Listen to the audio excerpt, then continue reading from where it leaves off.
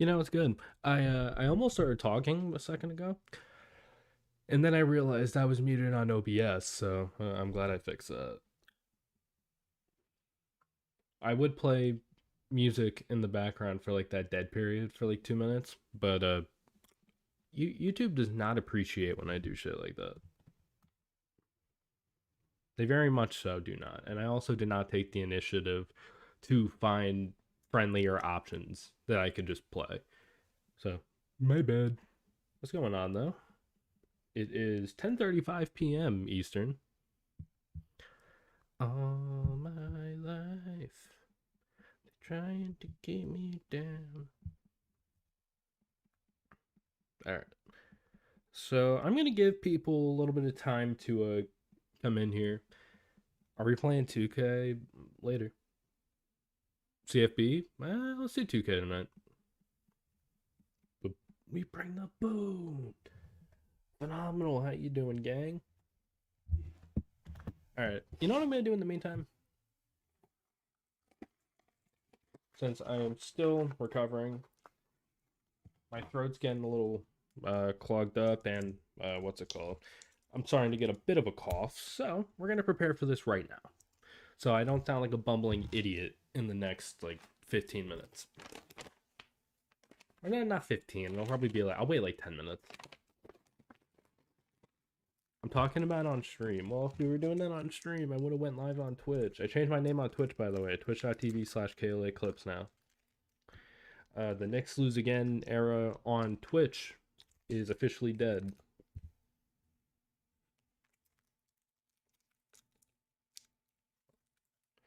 Oh man, trying to keep me down. What do you think about this? What do you think about this? By the way, the picture I made. It took me like an hour yesterday. I downloaded a whole software for it and everything. I think I did a pretty good job. If anyone is new, well, I mean, if anyone's new, be sure to subscribe if you enjoy the stream and whatnot. But also, if you're just joining the stream, be sure to slap it with a like. It'll help it in the algorithm and all that nonsense. I want as many people to see this as possible. So when people ask themselves, whatever happened to Michael Elgin, whatever happened to Aaron Frobel, whatever the fuck is what he goes by nowadays, the Ronin, uh, just the answer's there. And again, I might make this a shorter video. I'm not 100% sure yet on what I'm gonna do with this VOD. The stream's gonna stay up permanently. What software? What's up, Nacho Made? It is. I'm gonna try to minimize all my tabs. Mark, how you doing, gang? Been a while since I've seen you, I think. I have my ads automator off, so I don't think you're gonna get ads. And if you do, they'll be minimal. I wanted to make sure it didn't seem like I was being a fucking geek and trying to monetize this. Again, if I make a video, that will probably be monetized, but it'll be the same deal where I do like where I talk about certain things. All the proceeds from the video that I might make will end up going to a charity. Krita, Krita. That's the name of the software that I use. All right. So let me go through the chat. What's up, Zombie? What's up, Benjamin? Better break that one down. What's up, Plank? What's up, Phenomenal? What's up, Nacho Man? What's up, Mark? What's up, Antihistamine? Oh, God. Never mind, I'm being a baby. Drink a little bit more water. All right. So, oh, my face cam's still there. Hi, guys. Should I leave it up, actually? I don't want to make it seem like I'm a faceless pussy when I'm talking about this. Should I just leave it up? It'll be in the corner anyways. So like I'll make it a little smaller. Because some of the videos are going to be 9:16 as well. So doesn't cover up anything crazy. Same thing with the dock. It won't cover up anything crazy. Man, fuck it. We'll do it. I'm leaving, bro. This shit's dead. You're dead. I know someone else who's dead, but we're not talking about that. Mental Gen, how you doing, gang? Hope you're having a good one. Oh yeah, my tongue's about to be so numb. Oh shit. I left it like this. I got these, right? And I took them once every 2 hours for like a 24-hour period. Dude, I lost my taste for like 3 days. It helped me with my sore throat, which was cool. But my goodness. So I want to show y'all real quick. 8 viewers, I fell off. So I want to show y'all real quick. These are the files. And we're going to go through them all individually, but I want you to look over here at the amount of page. Oh yeah, I could just do this. I was going to scroll down. It actually works better. 56 pages. I believe 55 actually, because I think at the bottom it's just about what we're going to talk about. Which again, we will get into very shortly, but about 56 pages. I don't know if there's a dead page in here or not, but 56. If there is, let me fix it real quick. Conference Clash. No, I think we should play Stumble Guys actually. If that's cool. Let's play Stumble Guys. You, me, Plank, and Purple. Okay, yeah, I forgot. I added some shit last night.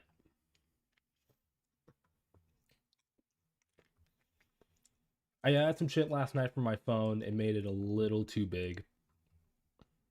So we'll fix this. It'll be a little shorter. It'll be like only 54 pages. Nothing crazy.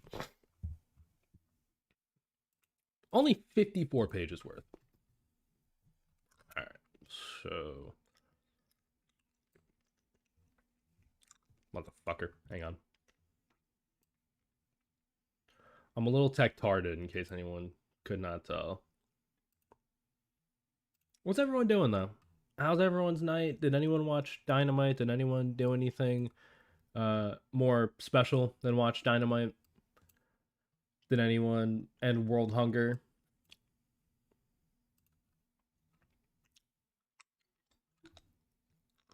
All right. So, yeah, do we got everything organized on over here? Yeah. All right, awesome. All right, so we're going to get into it. First off, the first question you might have, who is Michael Elgin?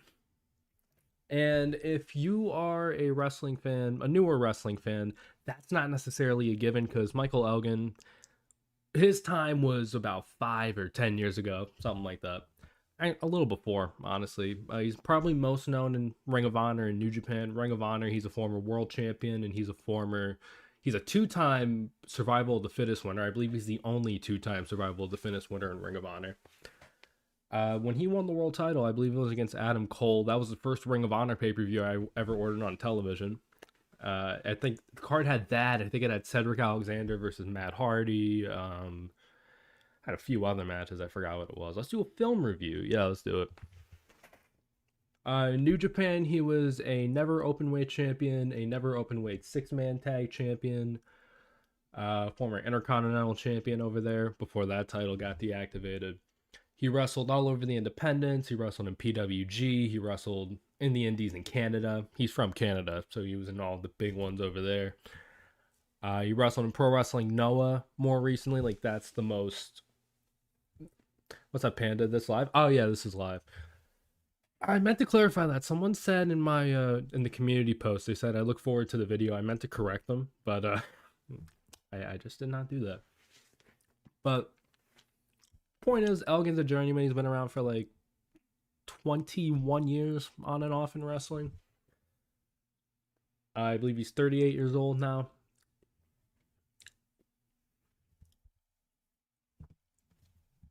But we're not really here to talk about Michael Elgin. We are here to talk about Aaron Frobel. Aaron Frobel is a very questionable individual with a very checkered past, checkered history that we will be delving into a bit more today. Before we get into why I went live today. I didn't want to go live today, right? I didn't want to fucking do this. But I guess I was kind of pushed into it in a sense. And it's not like anyone pushed me into it individually, but it's like, it's like, I don't know. I had to deal with a lot of shit the other day when I was talking on Twitter. I made one joke and it snowballed into a completely different thing. And it was at this point I just realized I'm not going to sit here and keep fucking arguing with this schizophrenic weirdo. I'm going to compile everything that I have. If I don't know anything, great, I'll learn it and I'll fucking put it in a separate folder and I'll talk about it on Wednesday. I believe this happened on Monday. So, what we're going to do, I'm going to go through the tweets first. And this is just the interaction that I had with Elgin, Frobel. I don't know what I'm going to call him throughout this. You'll see later on I have it marked as like his real name. So we're going to get through that. I'm actually going to put chat on my phone.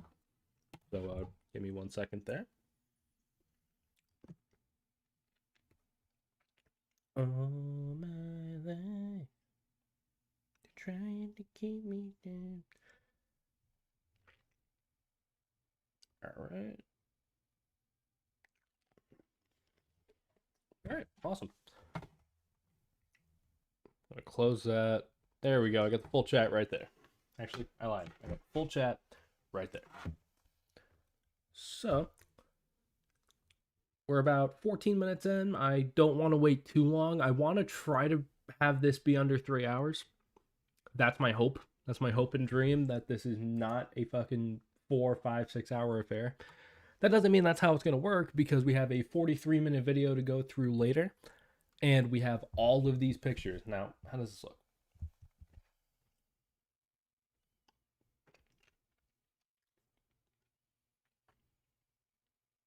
I'm just fucking yapping. Is it going to show me? Okay, yeah, it looks fine. It looks fine. All right.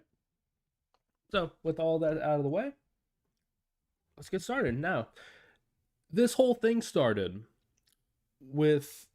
Oh, shit. This whole thing started with an interaction that I had with him on Twitter.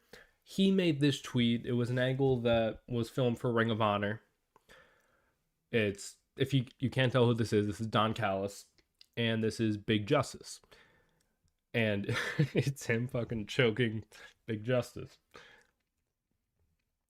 Some dork on Twitter said, in AEW, it's okay to show kids, with the whole thing there. And then Elgin decided to chime in and say, and be a sex pest, and be on TV every week, just look at Don. Now, there are allegations against Don, right?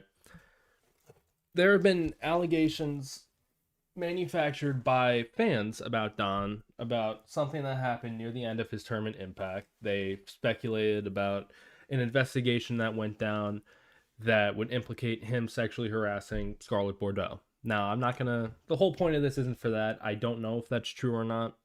If it is true or not, we'll find out later on. The truth always comes to light, as they say. So, I believe that. So, he says this.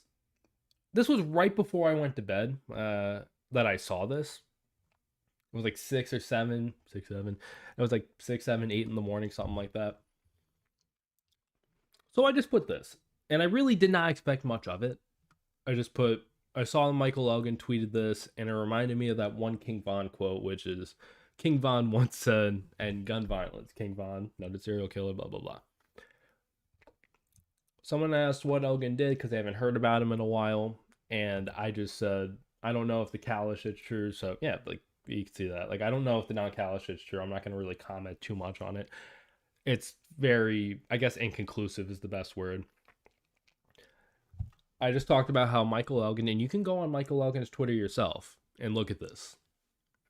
He's done nothing on this app for 5 fucking years but go off and bitch and moan and everything in between about what went wrong in his life, how it's not his fault, how the world's out to get him. And this is something you will see later on. The world, it's always everyone else. It's Aaron Frobel, Michael Elgin against the world. So I said this, I answered the question, I did fuck this detail up. I want to clarify that, right? I did a little bit more research. I did fuck this up. I said that he was accused of assault by one of his trainees. That is not the case, and you will see later on. Can I come on stream? Maybe in a bit. We'll take questions in a bit. But there was a case where Elgin's school, Glory Pro, which he was, I believe he owned the school at the time. There was a student there who went by the name of Sean Orleans, who had sexually assaulted a fan that was there. She had told Elgin, and they were together on and off. Elgin had a bunch of girlfriends too. There's a lot to talk about with Michael Elgin. He is far from a boring individual in the worst possible ways. So she told him this in March. No action was taken. She was quiet about it until November, when she came out publicly on Twitter and gave her side. I don't know if it was on Twitter actually, but she came out on her side and talked about it. And then that month, Orleans was gone. So that was more. I said Impact stopped doing business with him. He kept working with Noah after the allegations, but he eventually got arrested for stealing protein powder. And this is something that not just he has said, but I've seen other wrestlers say it. Apparently, he did not get arrested for stealing protein powder. This was a story that was told to dirt sheets and all of that. But that apparently is not the real story. I do not know what the official story is. I know what he said it was. But I do not know the actual story of why he got arrested in Japan. Because I don't fucking believe his account, if I'm being honest with you. So, this is in response to this tweet. He said, "Yes, I am, because I cleared my name. Should probably sort that out before running your mouth. People admit they lied." And he put this response to a bunch of other tweets of people that I follow on Twitter, who said essentially the same thing that I did. I quote tweeted this tweet. I believe it was this tweet. No, I'm sorry, it was this tweet.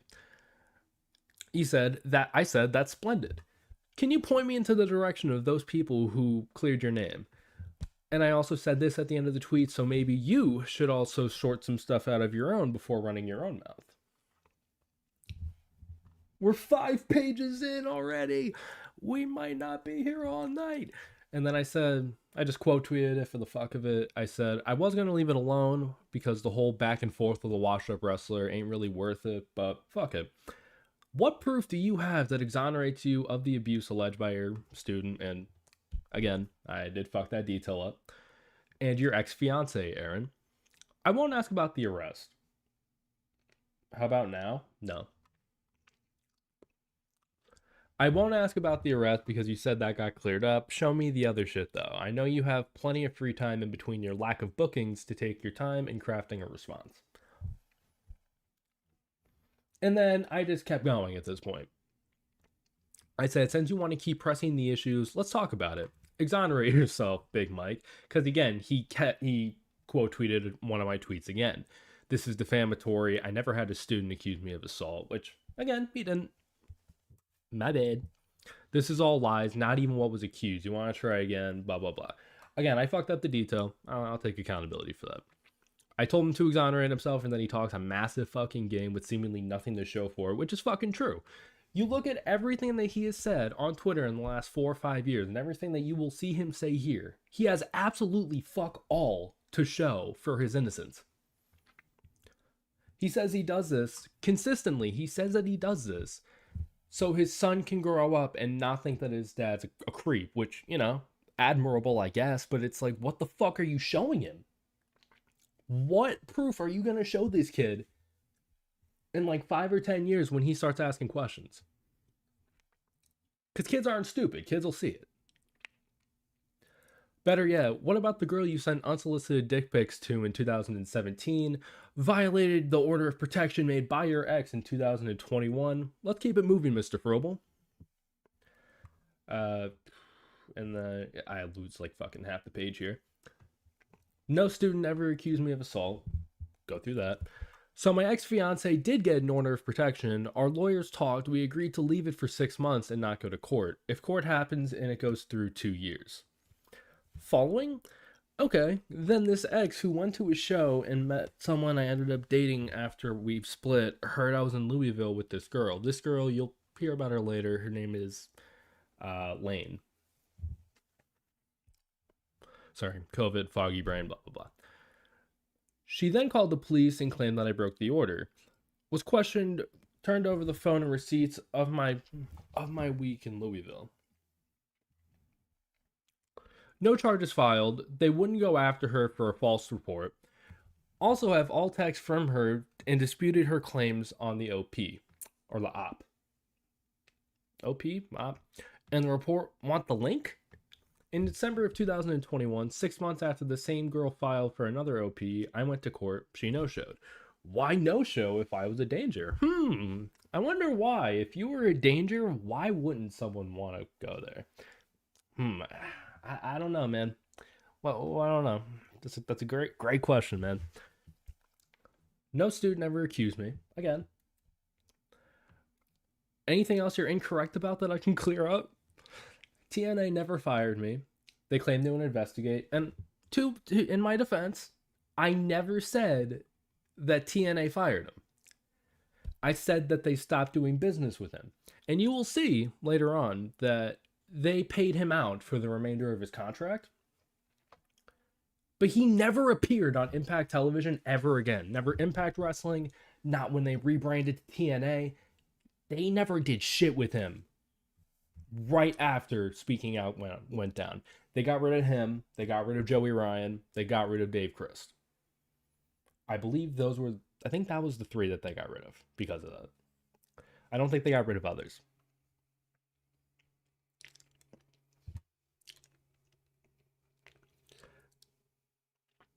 Mustard!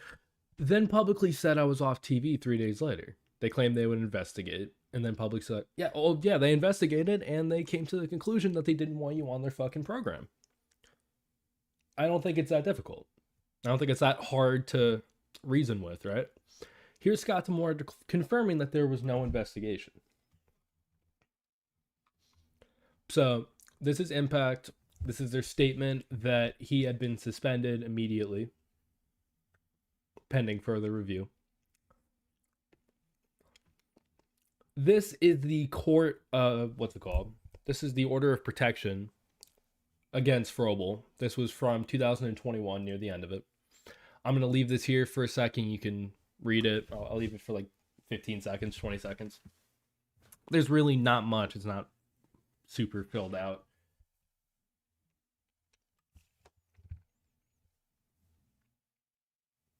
All right. Sorry, that was a little inappropriate. All right. So I think we're good there. And if not, you could just pause it, because again, this will be here forever. This was a report from Wrestling News that there were no charges filed against Elgin or Frobel in February of 2023. And then this was screenshotted on February 2nd, 2023, but the email was sent on December 10th, 2021, supposedly. From Scott D'Amore. Left the emails. He CC'd D'Lo Brown there. Good morning, Aaron. The company's decision not to utilize you in further programming was not based on any investigation beyond the public disclosures and your responses thereto at the time. So then I said this. Link the dirt sheet, a link to the TNA website. Said it wasn't because of speaking out, yet you claim that they still have some sort of vendetta against you in an email. In what world is 75% of this tweet considered proof? And then I just told him I wasn't fucking stupid. This was gonna be my last message. And this is something I do in arguments. I'll say like, have a great day, and then I just fucking keep going because I can't help myself. So I'll say like, have a great day, God bless your soul. Like I'll take the super high route. I think my cat wants in. Give me a sec. Yeah, I'm turning around. You're not getting this shit for free.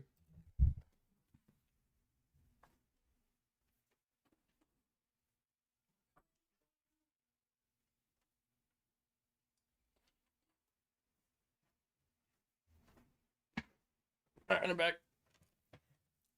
Where was I? I was told I'm allowed to make a cameo. Yeah, you should make one. Make one and then advertise it.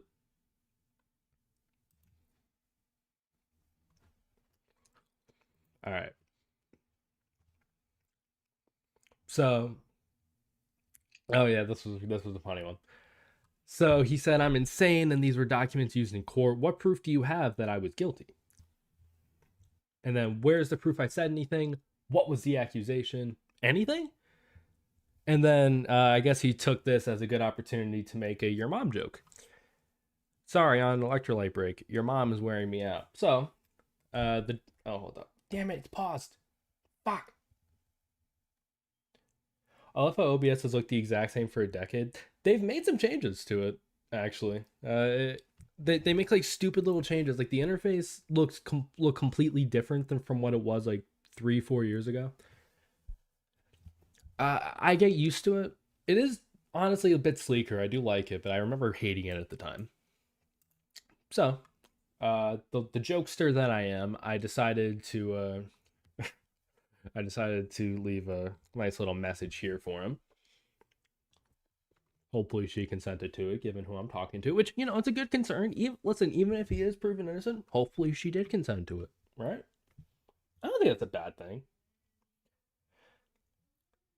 Can we talk about Elgin bad-mouthing Jeff Cobb while he was teaming with it? Bro, what's with people fucking bad-mouthing Jeff Cobb? He seems like the nicest person on the planet. From what I've heard from everybody, everyone says Jeff Cobb is a fucking stand-up guy. What has he done in this world to fucking... It was Elgin. I think TJP said something about him. I didn't cover it in here. I did not. I was really thinking about it. It did not make the cut. He was saying some crazy shit about Jeff Cobb, Mateo. Yeah. Yeah, he was saying some nutso shit. Hold up. Let me see if I can, Michael... Oh, shit. Michael Elgin, Jeff Cobb. We can go through that real quick.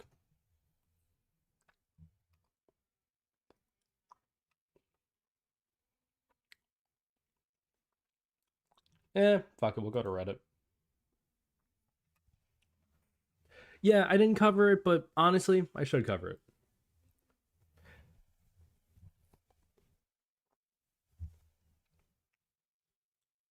And it's on Twitter, and I probably won't be able to even fucking access the tweet.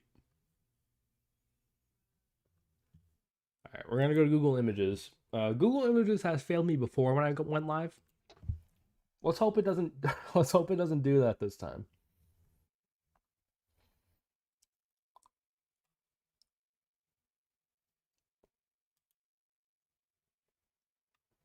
I'm trying to find the shit that he said. Oh, yeah, he said fucking Jeff Cobb smells. Wait, what?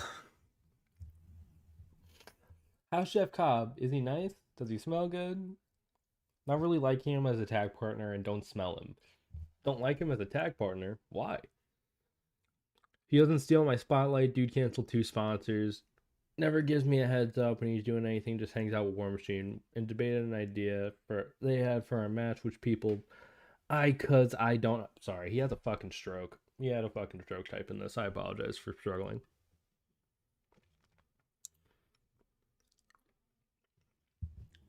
He did say this about Jeff Cobb. He did apologize.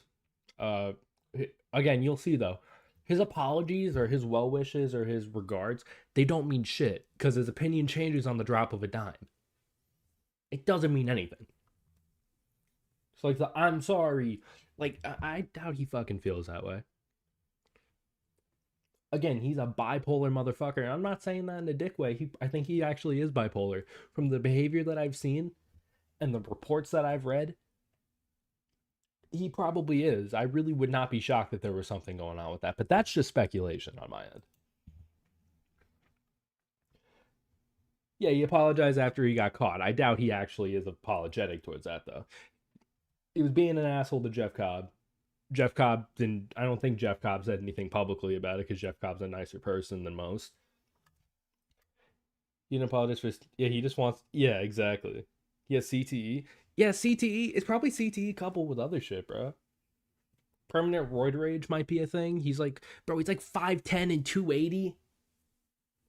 I really could be a myriad of things, bro. So yeah, then again, I just started to lose my patience a little bit. Like after that, like I really started to think about it more, and then that's when I wrote this. I wrote a couple paragraphs to him.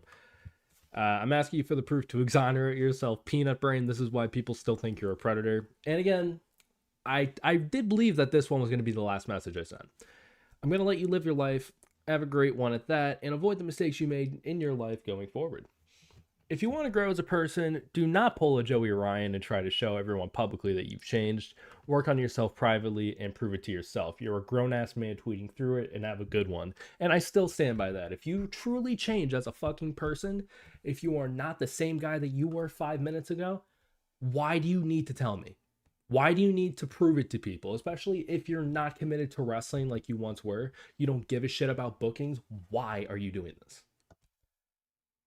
It's gonna make your son's gonna look at you like an even bigger nut job. That's how I view it. Cause that's what Joey Ryan's doing the shit now on his YouTube, where like he's framing it as recovery. He's framing it as hopefully helping sex addicts. But in reality, he's trying to fix up his PR. That's the problem I have with Joey Ryan about it. Right? But here's the thing too, at least Joey Ryan, I hate saying at least Joey Ryan because I fucking hate the guy, but at least Joey Ryan knows when to keep his mouth shut. Elgin has not shut his mouth once in 5 years. Not once. Not 6 years, actually. Honestly, not 8 years. He hasn't shut his mouth in a very long time, and there's a reason why no one books him anymore. I saw one independent promotion. I forgot where it was. One independent promotion on TikTok booked him. I left a comment under there saying, great choice. I'm sure this won't fucking bite you in the ass. And I got into a 3-comment argument with this guy, and then I just ended up putting the tweet or putting the TikTok as not interested for me and moved on. So said that. This was a cool one. So I was trying to DM somebody. I wrote an essay to them, and it told me out of nowhere, my account has been locked. Now, again, pure speculation. This is not concrete, but it's a little coincidental. Like, come on. Come on, man. Come on. Come on. I think we're near the end of the tweet exchange.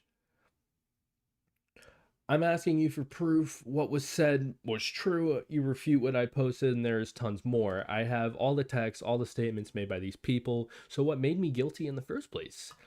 Where are the statements? Where are the statements, Big Mike? I was falsely accused, and oh yeah, in his bio it says false accusation survivor. Surely. I think Cobb made a little joke about the thing. Yeah, I could see Cobb making a little joke about the thing. I read that message like 5 times. I just didn't read it out loud. I don't know why. I have all the text, blah, blah, blah. Who's the one that looks dumb? You. Here's an accuser, Jacqueline, admitting she was wrong and saying sorry. Have the entire thread. And we'll see more about Jacqueline. In fact, one of the videos that we're going to watch today is about Jacqueline. Now, Jacqueline, and again, we'll learn more about her, but I'll fill in some blanks real quick. She is one of Elgin's former girlfriends. Again, Elgin had plenty of them at the same time. He was dating her at the same time that he was dating his ex-wife, or at the time, I think they were separated or divorcing, Mischief, Rachel Collins. There was another girl in Toronto. There were other girls. Again, I'm not going to go into his whole dating history. I'm not fucking Jerry Springer. But Jacqueline was one of the girls. He dangled the carrot over her face for years of like, hey, we can be in this relationship after it's a typical thing that you always see with fucking people with multiple partners. It'll be like, I'll leave soon, I promise. Like, shit like that. Alt, how you doing? Boom. I don't know why I did that. I need water. Excuse me. Yeah, I can't feel that tongue at all. And I cannot taste this water at all. It's water, but like, yeah, that's the one thing about these. It's medicated, so it makes sense. But anyways, here is the screenshot that he's talking about from Jacqueline, the one that exonerates him of everything. And again, we will see this exact screenshot when we watch that video in a little bit. So we have it here. I know you didn't, blah, blah, blah. I'm not going to read the whole thing because it'd be a little awkward if I'm reading the whole thing myself. Now, Jacqueline at this point, and I think I left a note about this later on in the document. She was going through a lot at this point. In fact, hold up. I actually think I have the full context here. So we'll go through it. The screenshots are going to be a bit shitty because I took them from my phone on my computer. So it'll look a little weird, but you'll be able to read it. July 2nd, 2020, which was when he sent those messages to Jacqueline. He got accused on June 19th, by the way. We are doing what? Doing an expose on a guy who fell so hard that he was even caught stealing protein shakes in Japan. You know, the one place where he actually kept his job. Supposedly he didn't do that. Supposedly he didn't do that, and other people backed it up. So, to be determined on what he did there. I have no idea.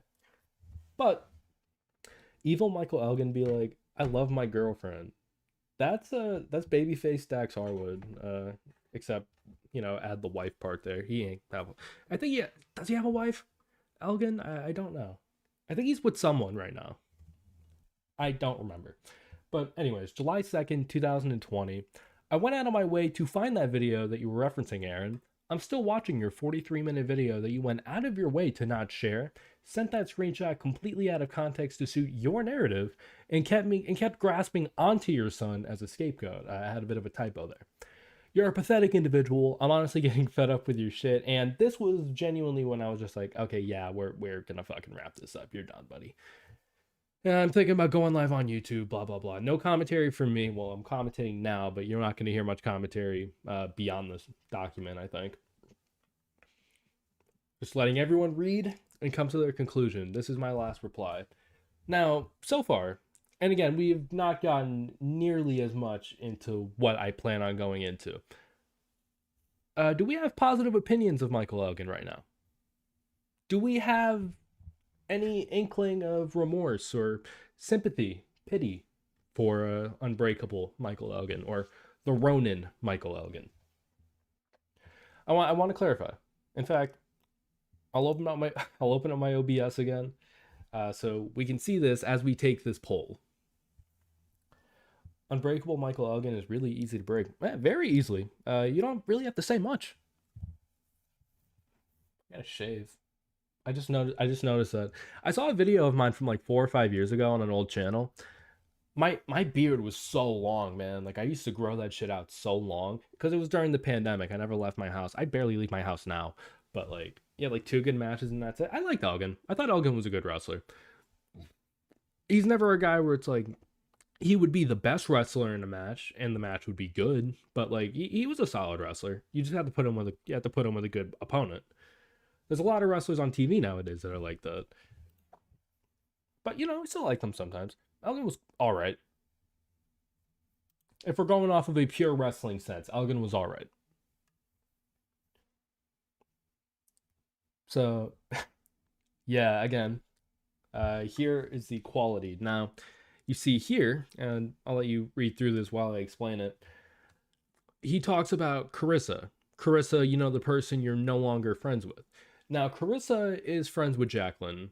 Carissa is also from Canada. She did not have a lot of friendly things to say about Elgin, and that's something you'll see later on. She was not very. I'm trying to find the right word. Endorsing, I guess? No. I guess that's the closest I'm going to come to it, honestly.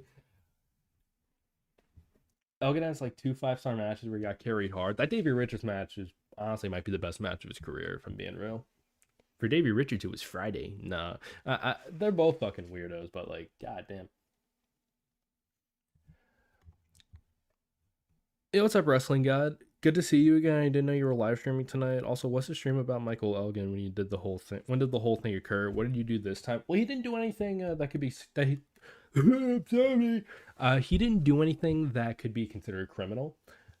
He just fucked with me on Twitter, and now I'm making him pay for it because he knows what he fucking did, and we're not gonna keep doing this shit. So we're leaving this up. Because again, there are people like the one I put up earlier that have no idea what happened to him, what he did.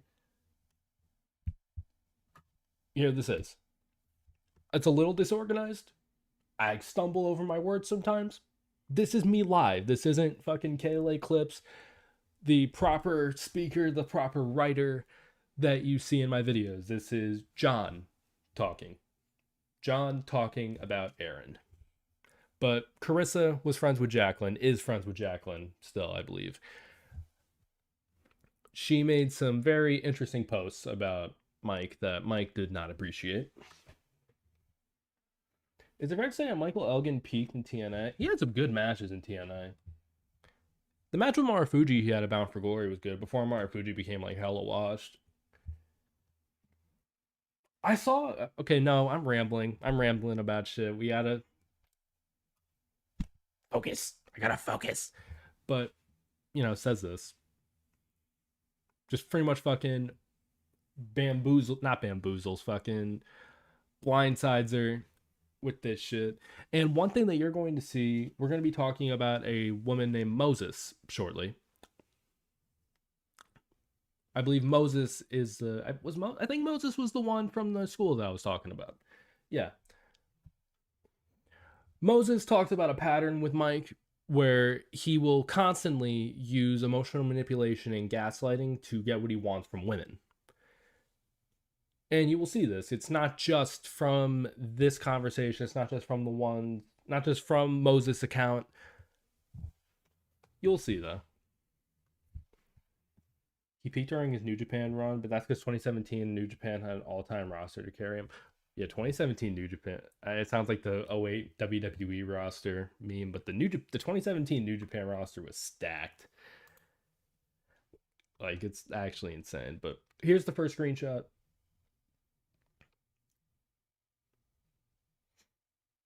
Here's the second screenshot.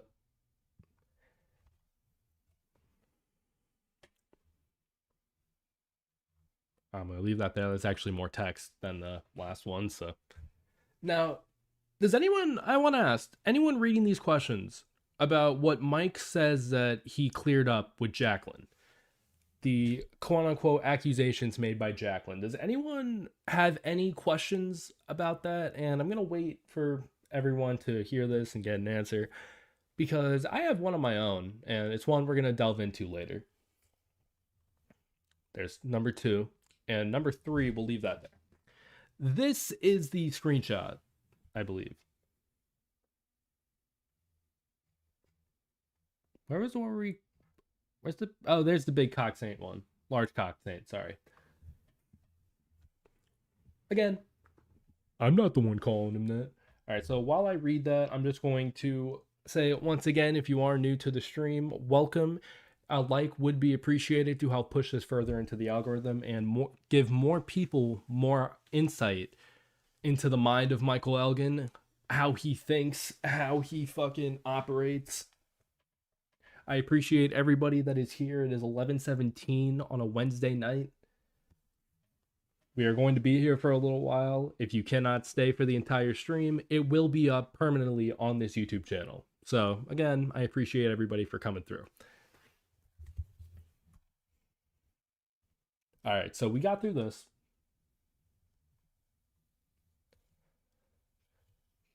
And then I don't think I took a screenshot of. Oh no, I did. It's just I misarranged it, I guess. Nothing is out of context. If you're watching, then you see who pushed the sexual talk.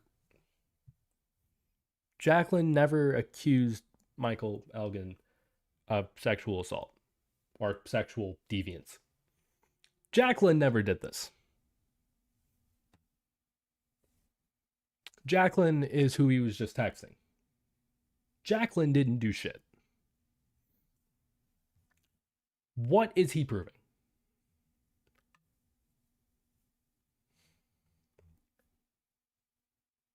Michael Elgin's Canadian Trent 7. You might have a point. You sent the screenshot from July 2nd, you fucking buffoon. Stop twisting shit. Gonna get this COVID cleared up. It's mostly cleared up. Gonna get this. I already read that, and I'll let my audience decide in a couple of days. Mute it until then because I have Chicago football in an hour. See ya. We're not going to talk about that. We're not going to talk about that last part of the tweet at all, but you get it. Fucking buffoon. I'm going to let y'all talk about it. He's twisting shit. Like, we're not going to talk about this part, right? This part doesn't matter. That part does not matter at all. I got to go to bed. Yeah, I appreciate you for coming through, Wrestling Guy. Again, this will be up for when you wake up. You'll have plenty of time to view it. And by plenty of time, you'll have all the time in the fucking world. Yes, because that's her apologizing for making accusations online, and I made a video with all the texts. And yes, you did, and we are going to be watching that very, very shortly. You really are stupid. God, you're a moron. And then, I'm a fucking carny at heart. I never take a second to not fucking advertise myself. And that's when it became locked in. I was going to do a stream about this. And here is the video of the text, which I have right here. And I downloaded it too in case there was a chance that Big Mike would delete the video, which I don't think he did. Considering I could still see this shit. He did not delete this, which is awesome.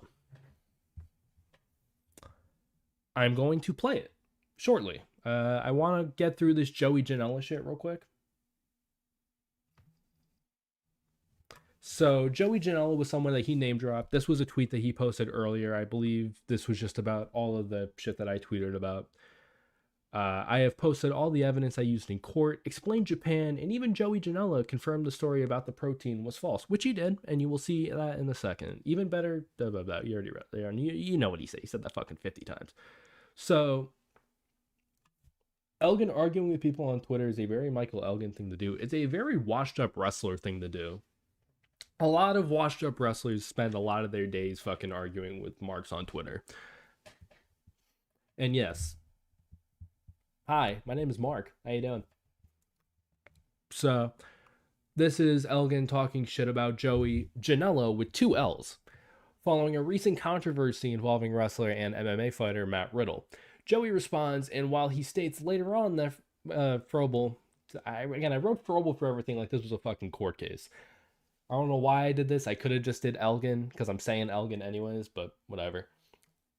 He states later on that Elgin didn't steal protein powder, but he makes it clear that there was a reason that he got fucking caught up in Japan.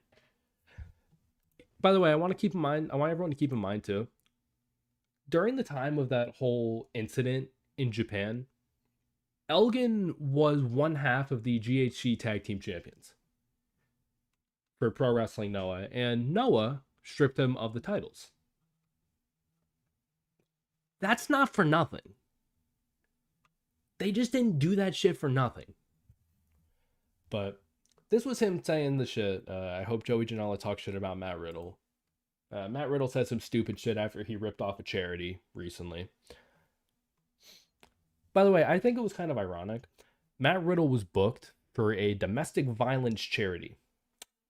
If you know anything about Matt Riddle, you know that that's just insane. It's incredible. Goodness gracious.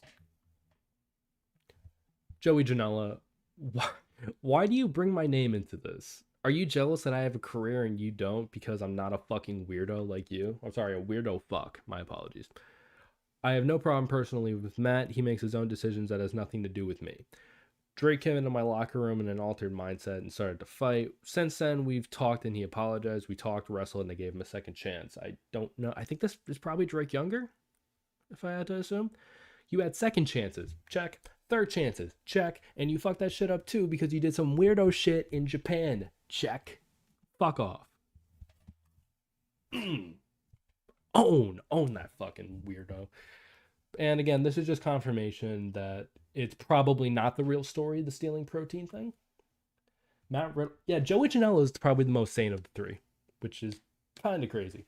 I don't hate Joey Janela either, by the way. I know a lot of people online don't like Joey Janela. I don't dislike Joey Janela necessarily, but like, he's the most sane of the three. I don't hate Joey Janela though. Yeah, there was an article from Body Slam, blah blah blah. He probably didn't do it, so keep that in mind. And it's funny too, because we talk about his opinions dropping at the drop, or his opinions changing at the drop of a dime. This is him on May 14th, 7 hours apart, or 6 hours, five, closer to, it's like 6.5 hours apart. He loves him some Joey Janela. He loves him some Joey Janela. Who doesn't love themselves some Joey Janela? Well, I guess Big Mike doesn't nowadays. I wonder if he talks some shit too about Joey getting jumped by Dylan Bostic over a DM from 5 years ago. He was saying some shit too. He got jumped like it was a 4v1 or something like that. And he was talking shit too then. I don't know what his deal was with that. I don't know why he felt the need to chime in with that, but he did. I didn't include it in here. If I included all of like the trivial shit that I saw, like the Jeff Cobb shit and the Joey Janela shit, like the Dylan Bostic nonsense, this would have been like probably 100 pages. And I think the limit on Google Doc is 99. So, yeah, we go from there. We're up to 34 pages already. And this was something that, this is just more petty nonsense. All the CTE canceled wrestlers are trying to get clout off of me. And then he was talking shit about Joey and fucking John Wayne Murdoch. I personally have no gripe with Joey. John Wayne Murdoch relies on pandering to social media rather than being good in the ring. I will gladly do a 2-on-2 fight if needed. All right. So what I think I'm gonna do, where's the Jacqueline stuff start?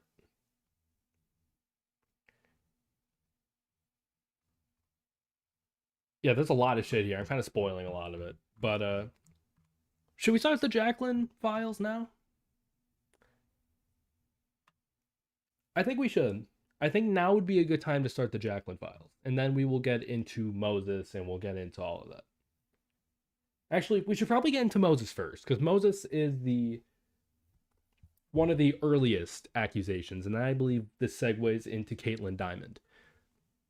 So again, I wrote it down here. Moses, a female fan who had been assaulted by one of Elgin's then students at Glory Pro, Sean Orleans, went public about it and how Elgin did not release him for 8 months following the incident, despite Moses going to Elgin, with whom she was involved with, despite Frobel's marital status. Again, I'm going a bit in between with that, so yeah.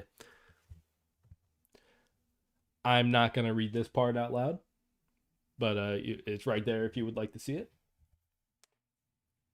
Take a drink of water real quick. That's what I do when I'm anxious. That, and I'm shaking my legs. Wish I had some gum. Just a random thought. I wish I had like a roll of Hubba Bubba Bubba gum. Bubble gum. There we go. But yes, this was what Moses said. Here was a report. I don't remember where this was from. I don't remember where this was reported, but this is just another instance that this happened. There's an interview that Moses did with Pro Wrestling Pondings, PW Pondings.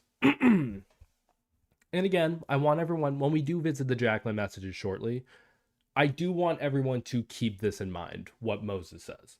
I'm going to read the whole message. And again, this includes Elgin's account for it as well. Both Michael Elgin and Moses, the woman who had accused Elgin of discrediting her when she said a wrestler had sexually assaulted her, has spoken on the situation. Moses spoke to PW Ponderings in detail about what had been going on. She said that she and Elgin, who is married, were in a relationship. But the relationship was rocky, she said, as Elgin was domineering and wanted to exert control. She said he had groomed her into thinking that she would be nothing without him, among other things. After the assault by Sean Orleans, which she explains in detail in the article, the relationship continued. She later learned that Elgin was trying to discredit her after coming to him about the situation. Quote, "There's a process that men like him use on vulnerable women. Part of the grooming process, convincing me that no one else cared for me, convincing me that I was crazy, convincing me that he was the only one that could help me.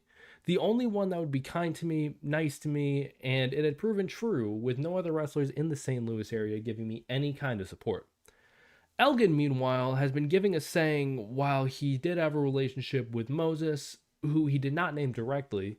He had only met her 2 times outside of wrestling events, seemingly minimalizing the relationship. I grew to have a friendship with this woman, and some of our conversations were inappropriate given I am a married man. I saw this woman 2 times outside of wrestling events. I was wrong and cannot express my regret enough. Our conversations should have never crossed the line, and I will never be able to apologize enough for that. You know, relatively normal. And then in 2018, he filed a defamation lawsuit against it. Something normal. Something normal. Hey, I apologize for that. We're just going to file this fucking lawsuit against you real quick. I'm going to let you read that real quick. She used the name Moses Malone on Twitter, not to be confused with NBA legend Moses Malone. May he rest in peace. What time is it? It's 11:30. We've gone through most of this pretty quick, and it's been like an hour. I'm honestly kind of surprised. Again, I'm not trying to rush through anything, but I'm definitely very surprised with how quick this is going. I thought I was going to be here a bit. I think I might actually hit my the 3 hours that I was hoping.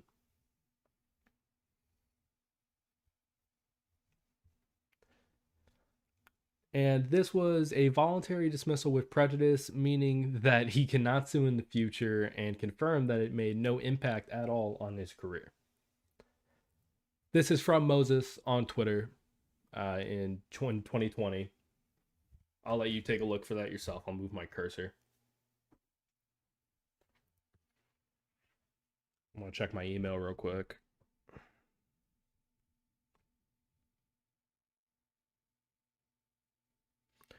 Now live on my channel. No way. You're kidding. All right. All right, so I think we gave enough time. Okay, that sounds kind of fucking corporate and whatever, but we do have more to go through. I think given enough time for the reading here. You get what I'm trying to say. I'm not trying to be a dick about it. You get what I'm saying. Now it's time for Caitlyn Diamond. Caitlyn Diamond is an independent wrestler. She also did know Elgin. She called him out in 2016. No, not in 2016. She called him out for sending a picture unsolicited of his genitalia in 2016 under a different email and name, which was his first and at the time was probably the most prevalent allegation that he had in speaking out. Here's the tweet. Who wants to see Mike Elgin's dick pic? I still have the convo. We live in an unjust world where we still have to put up with Elgin, Aaron Frobel. After today, I'm probably never going to talk about this guy again. Unless I have to in a fucking tournament video or whatever else. I might talk about Old Ring of Honor where his name has to come up. I'm never going to talk about him on Twitter again. I'm never going to talk to him on Twitter again. I'm never going to make a stream like this again. I might make this into a video, this stream. That's about it. If there's any further extent of me talking about Elgin, this is the extent. What's up, Chief Terror, by the way? I hope you're having a good night. But I still have the convo unwanted photo and emails he tried to send me under a fake name in 2016. Jordan Grace tried to help me bring this to light when the first scandal came out, but the wrestling media did not care. Now, I believe this was after the account. I had the actual screenshots. She sent other screenshots on Twitter. I thought I included them in here. I don't think I did. So what I'm going to do is I'm going to look for those real quick on my phone. And then I'm going to add those. I'm actually probably just going to send those on my Discord. And then I will show you guys on my Discord shortly. Sorry, what was her ad? Okay. Sorry.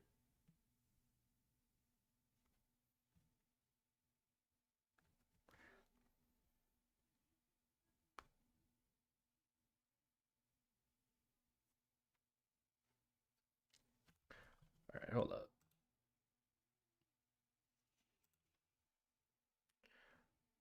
All right, Hold up, we're almost there. We're doing it. We're doing it.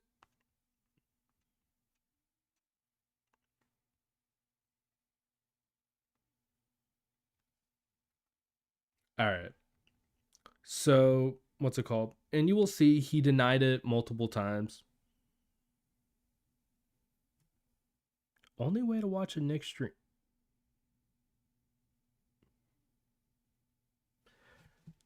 Plank, Benj, are you watching the stream with just my fucking face on it? What the F? Alright, hold on. Let me set this up on my Discord. My bad. I guess I'm not as organized as I thought I was. Give me a sec. Alright, I clicked on the wrong thing. I'll go live on Twitch at some point, just probably not right now. Alright, so there we go. So as you can see here, and you will see Elgin like say, "Oh man, I did," like he fucking denied accountability for this.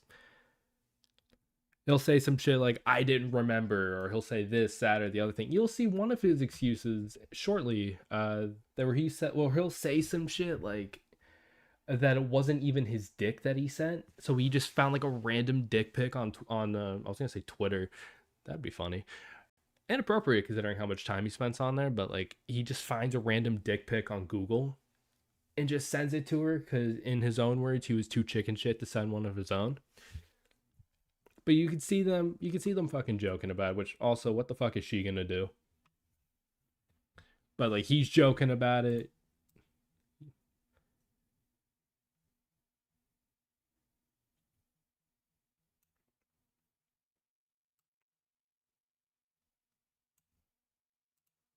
Okay, so got that. Yes, that account did say Nick's losing again, by the way. Hold on, let me fix one thing over here real quick. Okay. And we are back. So with this, here again is what they said after the fact. This is Frobel's response to the allegations where he claimed he was dared into doing it because, you know, if he would jump off of, if someone dared him to jump off of a bridge, he would, supposedly. And he was dared into doing it, and that he sent a picture of other male genitalia instead of his own. A female wrestler said, "I took a dick picture and sent it to her in 2016. When I saw this, I was caught off guard and I messaged her. I said, hey, I know that we hung out with a group of people in Japan in 2016, but I'm 100% positive that I never sent you a dick picture." Interesting, right? Fucking interesting. Oh, that's when I tried to get into the New Japan server. Fucking interesting though, right? Right. Right. Never happened. It never happened. I said, well, I'm sorry. I had no clue that it happened. CT and roids. It really is. So yeah, fuck. She told me that everything was fine. Everything was cordial. It was cool to hang out, and apparently I hung out with a group of wrestlers and was drunk, and they caught me talking to her about wrestling, and they dared me to send a dick picture, and she claims that I did. You know, because of a dare, of course. I said, well, I'm very sorry. I had no clue what happened. And she replied, well, that's not that big of a deal. It's not like you said you were going to force. Yeah, now you did see that, right? And you said sorry back then. It's not a big deal. I have all these messages because it was taken aback that I even did that. She then showed someone else the picture, and they showed me. It's not me. I don't know if I was drunk and sent an image. You can search online because I didn't want to show her mine. Now, again, we've talked about the Japan arrest, but yeah, he didn't do anything. Again, fucking Curb Your Enthusiasm, victim of circumstance. George Costanza over here, right? I know George Costanza wasn't in Curb Your Enthusiasm, but fucking get my analogies. He did absolutely nothing wrong. The world's out to get Mr. Frobel once again. Poor guy. Now, again, we talked earlier about the Japan arrest. He denied it, and this was what he said in August of 2025, that he had simply tried to break up a fight at a gym, and he was kept at the police station for days to clear up a mishap, and that it was all some sort of crazy misunderstanding.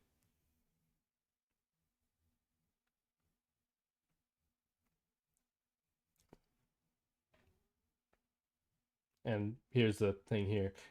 Oh yeah, we gotta get into the wrestling headlines interview. Oh shit, yeah.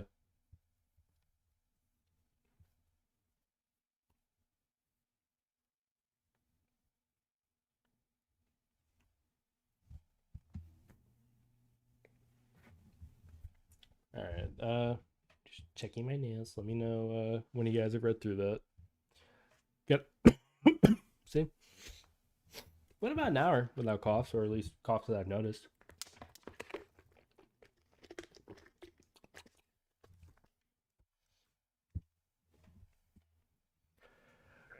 All right. So I think we get the point there. Now, the wrestling headlines interview, it's the only full interview, I believe, from a wrestling website that I could find anyways. So, wrestling headlines, it's like a wrestling dirt sheet website essentially. They conducted an interview that was published in September of 2024 about Elgin, with regarding his career as well as the allegations that helped destroy it in an attempt at redemption. And again, in this interview, you will see more of what we have seen already. You will see more. You will see more fucking poor me, poor this, poor that. Fucking this isn't my fault. It's because this happened. There's a conspiracy against me. I feel like if most wrestlers didn't have a Twitter, they'd be the goats, especially low key. You can even like fucking just like I don't know. I think even with Twitter, a lot of wrestlers are stupid on Twitter. You can I don't know. It's hard. It's hard to like be stupid to the point where like you ruin your entire life. Elgin's gotten to a point where he's ruined his entire life because of Twitter. Sorry, partially because of Twitter. I would say 25% because of Twitter, 50% because he's just a fucking crazy person. Uh, the other part is because he sucked. I don't fucking know. You get my point though. But I have this open here. This talks about the end of his Ring of Honor departure. This talks about the end of his time with Ring of Honor. It talks about how he was punished by Sinclair. It talks about fucking the allegations. One sentence can ruin or make a career. I forgot who said it. Someone said it, and I read about it, and it was honestly a pretty decent quote. It takes years to build a reputation. It can take seconds to ruin it, which is absolutely true. I I'm gonna scroll down a little bit more. I want to make sure this is. I'm looking on my phone right now. I'm waiting for the day a young lion ruins his future on Twitter now that they're allowed socials. They're allowed. No. That's gonna happen. That's gonna happen a few times actually. Like the one guy is gonna be the standard bearer of it, and then the rest of it. Oh man, that's gonna be such a mess. Young wrestlers should never have Twitter. The only time that young wrestlers should have Twitter, just retweet your shit, retweet your bookings, retweet your promos. Never use Twitter recreationally. I use Twitter recreationally because I'm a fucking dumbass. Hi. You want out? Here. Uh,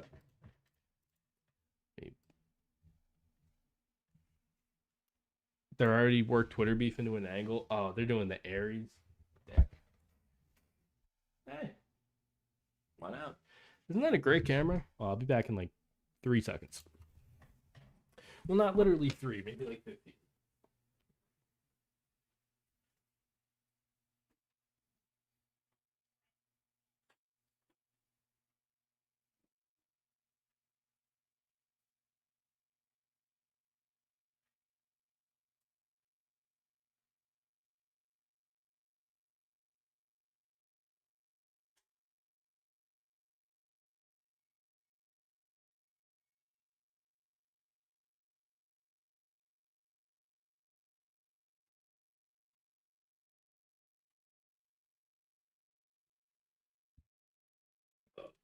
All right.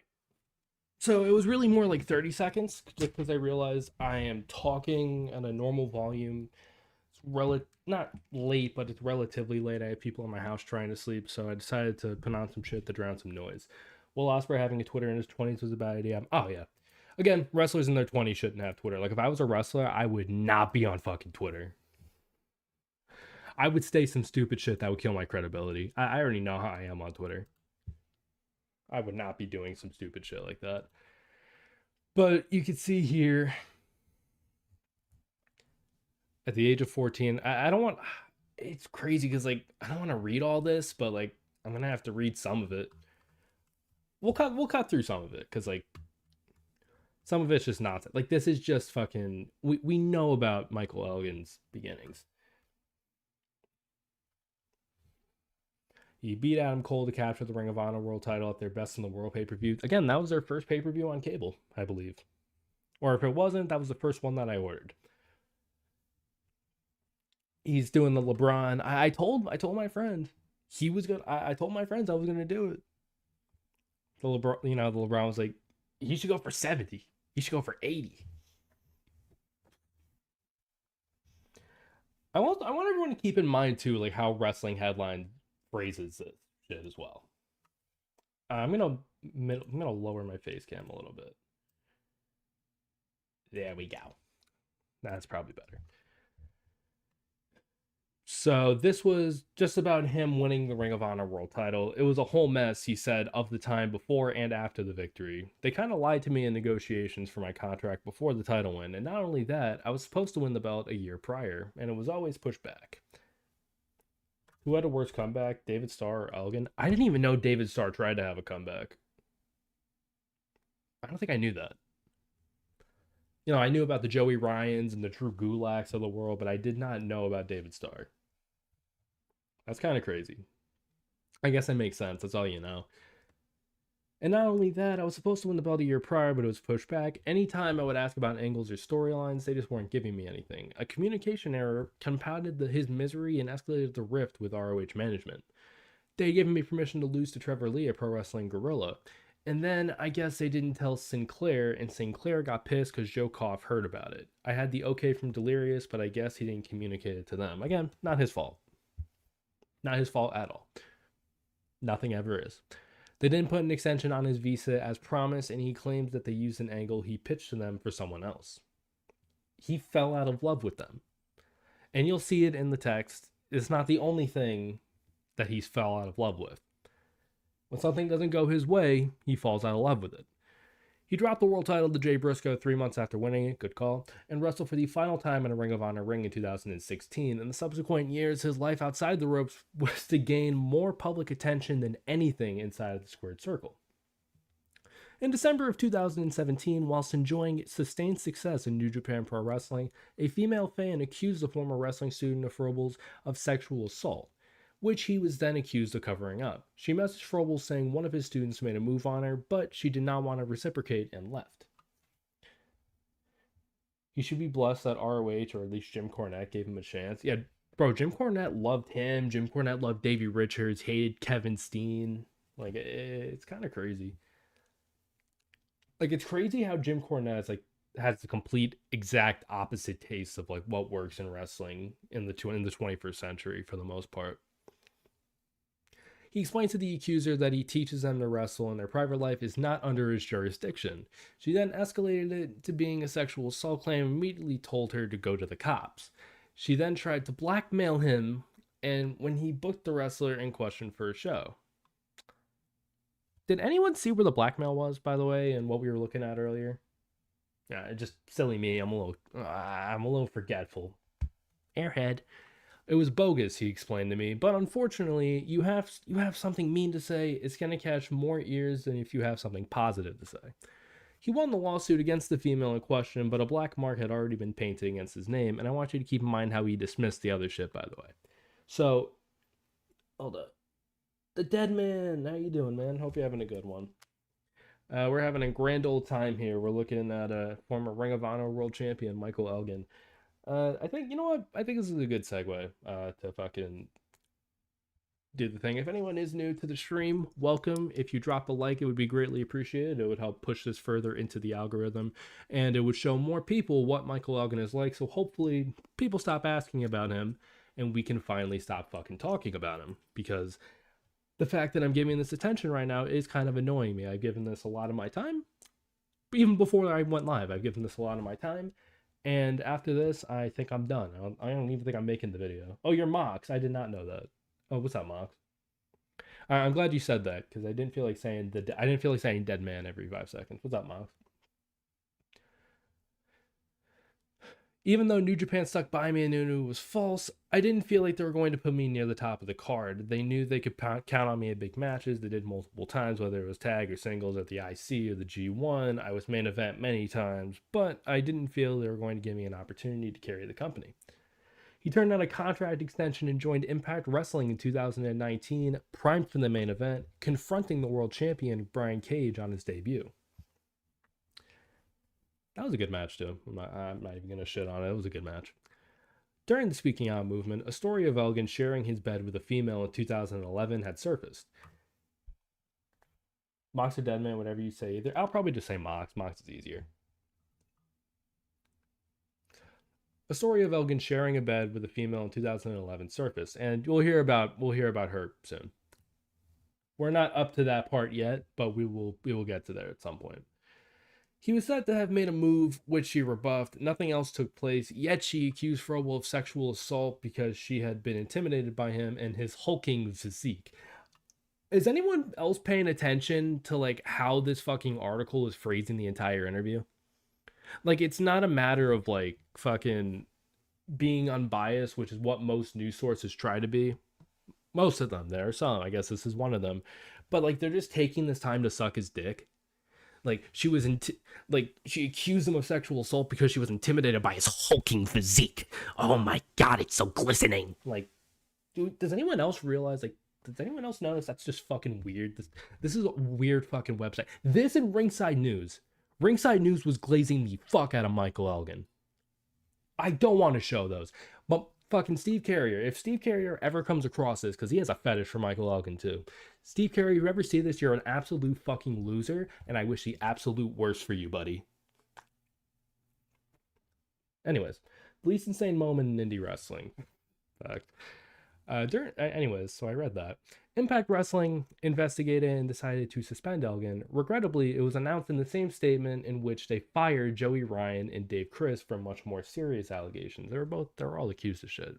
Don Callis called him and said the company would stick by him, but they were ultimately scared of negative feedback and took Michael off of TV. Why does it say message retracted? What did you say? You know what? I'll buy it. What did you say? Couldn't have been that bad. I just said some crazy shit. It can't be that bad. What the fuck happened? I have my sound open here. There we go. Was Elgin in TNA? Elgin was in TNA. He was in TNA for about a cup of coffee for like a year or so. Oh, wrong one. Don Callis called him and said the company was like by him, but they were ultimately scared of negative feedback and took Michael off of TV. I wonder why.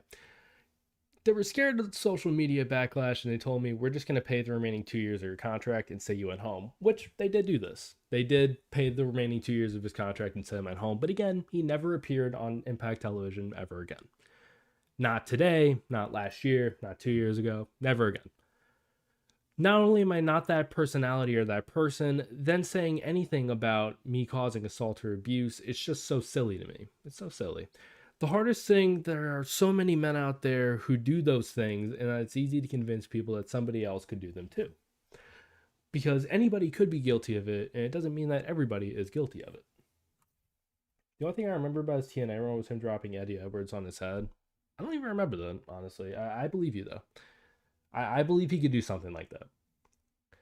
His career had been critically damaged by accusations without any hard evidence of actual wrongdoing. Promoters became hesitant of booking him due to any potential social media backlash. Commonplace in today's world. You know, these fucking wokies.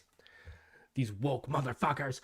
In June of 2021, Frobel was arrested for violation of a protective order when his ex-fiancée left home for her own safety. But, yet again, he was cleared of those charges. He told me that he evicted his ex-fiancée from his house after he caught her cheating. They tried to work things out, and she subsequently left for Florida, supposedly getting drunk with her sister and deciding to message derogatory comments to Frobel. Derogatory comments? She knew and filed for a restraining order that lawyers agreed to leave in place for 6 months. Midway through, she realized Frobel was dating a girl that they each knew previously. She thusly decided to inform the police that he had broken the order of protection. You know, because he's saying this all as fact. Who's the guy who wrote this? Ian Aldous. Ian Aldous absolutely knew the entire fucking story. Absolutely. I bet he did as much research. The cops arrived at his home and to take him to the station. He informed them of his innocence and ability to show them credit card receipts proving he was in a different state at the time of the alleged crime. They wouldn't allow him to get into his phone and he panicked, the stress causing him to be sent to the hospital for several days. After I got home and I got my phone, I emailed the evidence to the detective. Nothing. Never heard from the cops again. She attempted to get another restraining order months later, and he fought it this time, not allowing the continuation of mind games. This fucking warrior went to court. She no-showed that one. If I'm such a danger, why didn't you show up in court and try to get the restraining order? I wonder. You know, if I thought someone was really that dangerous, why wouldn't I want to see them? I feel nuts explaining it to people because they think it's a movie plot. Oh man. He admits he's not a perfect human being, but he's absolutely not the person he's been painted to be in the public. People lie. Frobel says with disappointment in his voice, I'm not saying everything during these movements were a lie. Not at all. Some people admitted what they did. That's good. Admit it. I just can't admit to something I can't do. I asked if anything during his trials and tribulations outside the ring have ever been proven to be an issue. It's the exact opposite, he said with an ironic laugh. I tried to spend my money and fight to prove it didn't happen. All right, I'm going to take a quick break in reading this shit, but I do want to read that last fucking paragraph that he wrote at the end comparing Elgin to convicted rapist Mike Tyson. Excuse me. Man. Girl, love me now. This is the acoustic shit that you get. I'll just sing random songs that pop into my head. These are the acoustics. I can't play Spotify, so you'll just hear me sing like random one-liners. Off topic, but I just remembered Elgin tried to do stand-up like a year or two. Really? I would ask how that went, but I have a feeling I know the answer.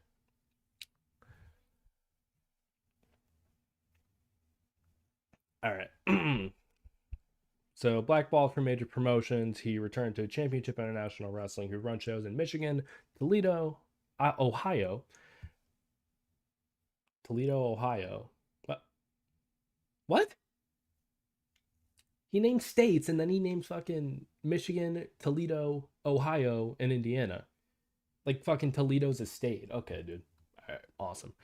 After 16 years away from said promotion, he came back to help book shows and even wrestled a 60-minute Iron Man match against Malice in June of 2024. At the conclusion of our chat, I found a humble man, father, and husband, content with life and forgiving of those who have labeled him as a terrible human, despite the irreparable harm that it has caused to his career. He loves to nurture talent, and his knowledge of the business is going to waste. Wait, but hear this. This is the best part. You ready for this? Once upon a time, Mike Tyson, a convicted rapist, returned to boxing after his incarceration and made millions upon millions of dollars from his chosen sport. Imagine being simply accused of much lesser crimes, simply accused, of course, and having your career ruined with not a single conviction to your name. If you do not have a conviction, you should still be in the fucking sport. Joey Ryan, welcome back. Imagine that. And you imagine Michael Elgin. Touching. It's so beautiful. All right. Anyways, I don't think there are comments. Oh, there are 19 comments. Thank you for having the gut. I see the woke shit immediately. All right. We're side questing. But that was Michael Elgin's, to my knowledge, his lone exclusive interview about his entire career. And again, this was from less than a year ago. I believe we're approaching the 1 year anniversary. Actually, it's about to be September 11th. It's also about to be Rizzler Appreciation Day in my server. Off note. Miscellaneous Frobel harassment. I see after our. Oh yeah, so there were guys who were saying some shit about Elgin, and Elgin, of course, took this opportunity to go on Facebook and ask for their addresses. So here's Josh Crane. I don't remember when this was. I took the screenshot yesterday. I don't remember the timestamp. My apologies. After our stand Friday, the promoter and Michael Elgin have harassed us, made up lies about me being a bag thief, and sent it to Big Japan because he knows what Japan means to me.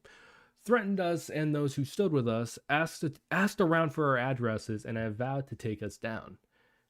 And then from Elgin, anyone on my list have an address for Josh Hoover, Sage Phillips, or Josh Crane. I will not let these fake tough guys try to use my name for social media likes after the $650,000 that I spent to clear accusations. This is no longer a game. There must be consequences for actions. DM them to me. If I knock these guys out, I look bad, but instead, these three with no money are going to have to realize I know they'd call cops, but lawyers work much better. Don't worry, I wouldn't give my life up for 3 cowards. Gave your life up for a lot, but like not 3 cowards? I guess admirable. But time for these guys to realize they are not needed in my sport. I'm getting a little animated here, so I apologize. This was just some shit that I found on Twitter. This is not confirmed. Earlier this year, I made a joke about how Elgin had fallen off. He responded by finding my wife on Facebook and claiming that I was sliding in his girlfriend's DMs. I'm pretty sure he didn't have a girlfriend at the time, and calling me a bad dad. Again, that's just something on Twitter, but I figured I would include it. So, I'm trying to think, did we get to the Jaclyn screenshots? I think we should. Gonna head out now, but it was fun talking shit about the guy that had a good match with Davey Richards in 2012. I appreciate you, Pirate. It was fun. It was fun. That match was fun too. It's a shame you can't really say that much nowadays. All right. I think we should get into the Jaclyn messages, and then after the Jaclyn messages, we will wrap up. I'm going to say this. The first 15 minutes, I'm going to let him fucking ramble, because that's what it is. It's rambling. And then we are going to go through the screenshots. It'll be a bit quicker, I'm hoping, than I'm thinking it's going to be. It's a 43-minute video. I'm going to hope we're not here for the whole 43 minutes. I'm going to let him ramble for 15 minutes. I'm not going to cut him off. I'm going to let you guys be the judges of that. This was released, I believe, shortly after he was accused of the things that he was accused of. I'm going to just fucking type in the chat. Oh, yeah. This, that. She goes, well, what if I do this? I go, oops, hold up. that's it. There we go. Hey, that guy looks handsome over there. Who's that? The guy on the far right. Not this guy. This guy looks kind of crazy. His face and his voice kind of reminds me of my cousin. My dead cousin. That's actually kind of uncanny. Damn. All right. We'll go full screen on this. Here we go. And boom. I will unmute if I have to say something, but we're going to just watch this. Jacqueline, gosh. This one's fun. All right, hang on. Sorry, this is a little low. Let me turn this up a bit. If you need it louder, let me know. All right, now we mute it. Jacqueline, gosh. This one's fun. I have way too many text messages to put up, and I'm going to explain why you're only getting the last section. And if you test it, Jacqueline, you know all the things that you would say, and the 5 to 6 page paragraphs that I would wake up to, and I finally had to block your number So I didn't have to wake up and just not read them because I thought that was rude. So if they weren't delivered on your end, I thought it was easier. So let's start. How do we start? Oh, she started her accusations against me with the same people that supported me in the Mo allegations. It's funny how quick people change, isn't it? It's crazy. So let's start at the beginning, the very beginning. I reached out to Jacqueline on Twitter because she had supported me throughout the whole Mo thing. So if you go back and you see her ragging on Mo and talking me up. And when she got hammered at the Ring of Honor Las Vegas event and was ridiculed on Twitter about it, I reached out and said, hey, Twitter can be vicious. If you need somebody to talk to, like, you'll overcome this. And I should have told her, you probably won't overcome this because it's 2021 and all the accusations against me are being believed because of Mo. Now, I am disproving every last claim. I am guilty of sending a dick picture, yes. And I've said that since the start. But Caitlyn even said, you said sorry right away. So, do you see where I'm going? I became a target because even though I won the lawsuit and it was kind of like, we hate Elgin, but we'll let him wrestle on Impact and do this and do that. The second another accusation was made, everybody was going to pile on. And if you don't think, after watching all these videos, that that's not the fucking case, get your fucking head checked. Because I want every wrestling media outlet to just push these. Interview me, talk to me, because if you're watching this and saying anything different, you're fucking crazy. And it made me, you know what? I 100% messed up my marriage. I'm going to cover that too. And I wish I hadn't. Sorry, I just want to chime in real quick. And this is something you'll see here too. Even when he tries to take accountability for shit, it's always laced into like, look what happened to me. Look who fucking did this shit. Look who did what to me. Like it's always laced in martyrism and in a victim complex. Martyrdom is actually the word I'm looking for, I believe. So yeah, again, it's laced in something. It's never full on accountability like he claims that he takes for some of these. It's just flat out martyrdom. All right, carry on. Because God forbid the one normal woman that I have met in my life and I let her down. And I'm devastated because of that. But anyway, so we talk via Twitter. And then I'm in Calgary for CWE in April of 2019. It's the first show. And I'm in Calgary. And I reached out to her because I remembered that she lived there. I was like, oh, are you going to come to the show? And she goes, I had no clue you were in town. Me and Carissa are going to come. Wonderful. Perfect. So they come to the show. They bring some meals because they were working for like a meal prep place. I thought, this is awesome. Thank you so much. They were very sweet. And very, very sweet. And then I invite them over to the after party because if they just come to the show, bring me meals, that's kind of rude, right?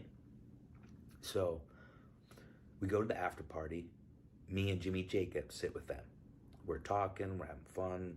We go play pool. Then Jaclyn offers to drive me to the hotel.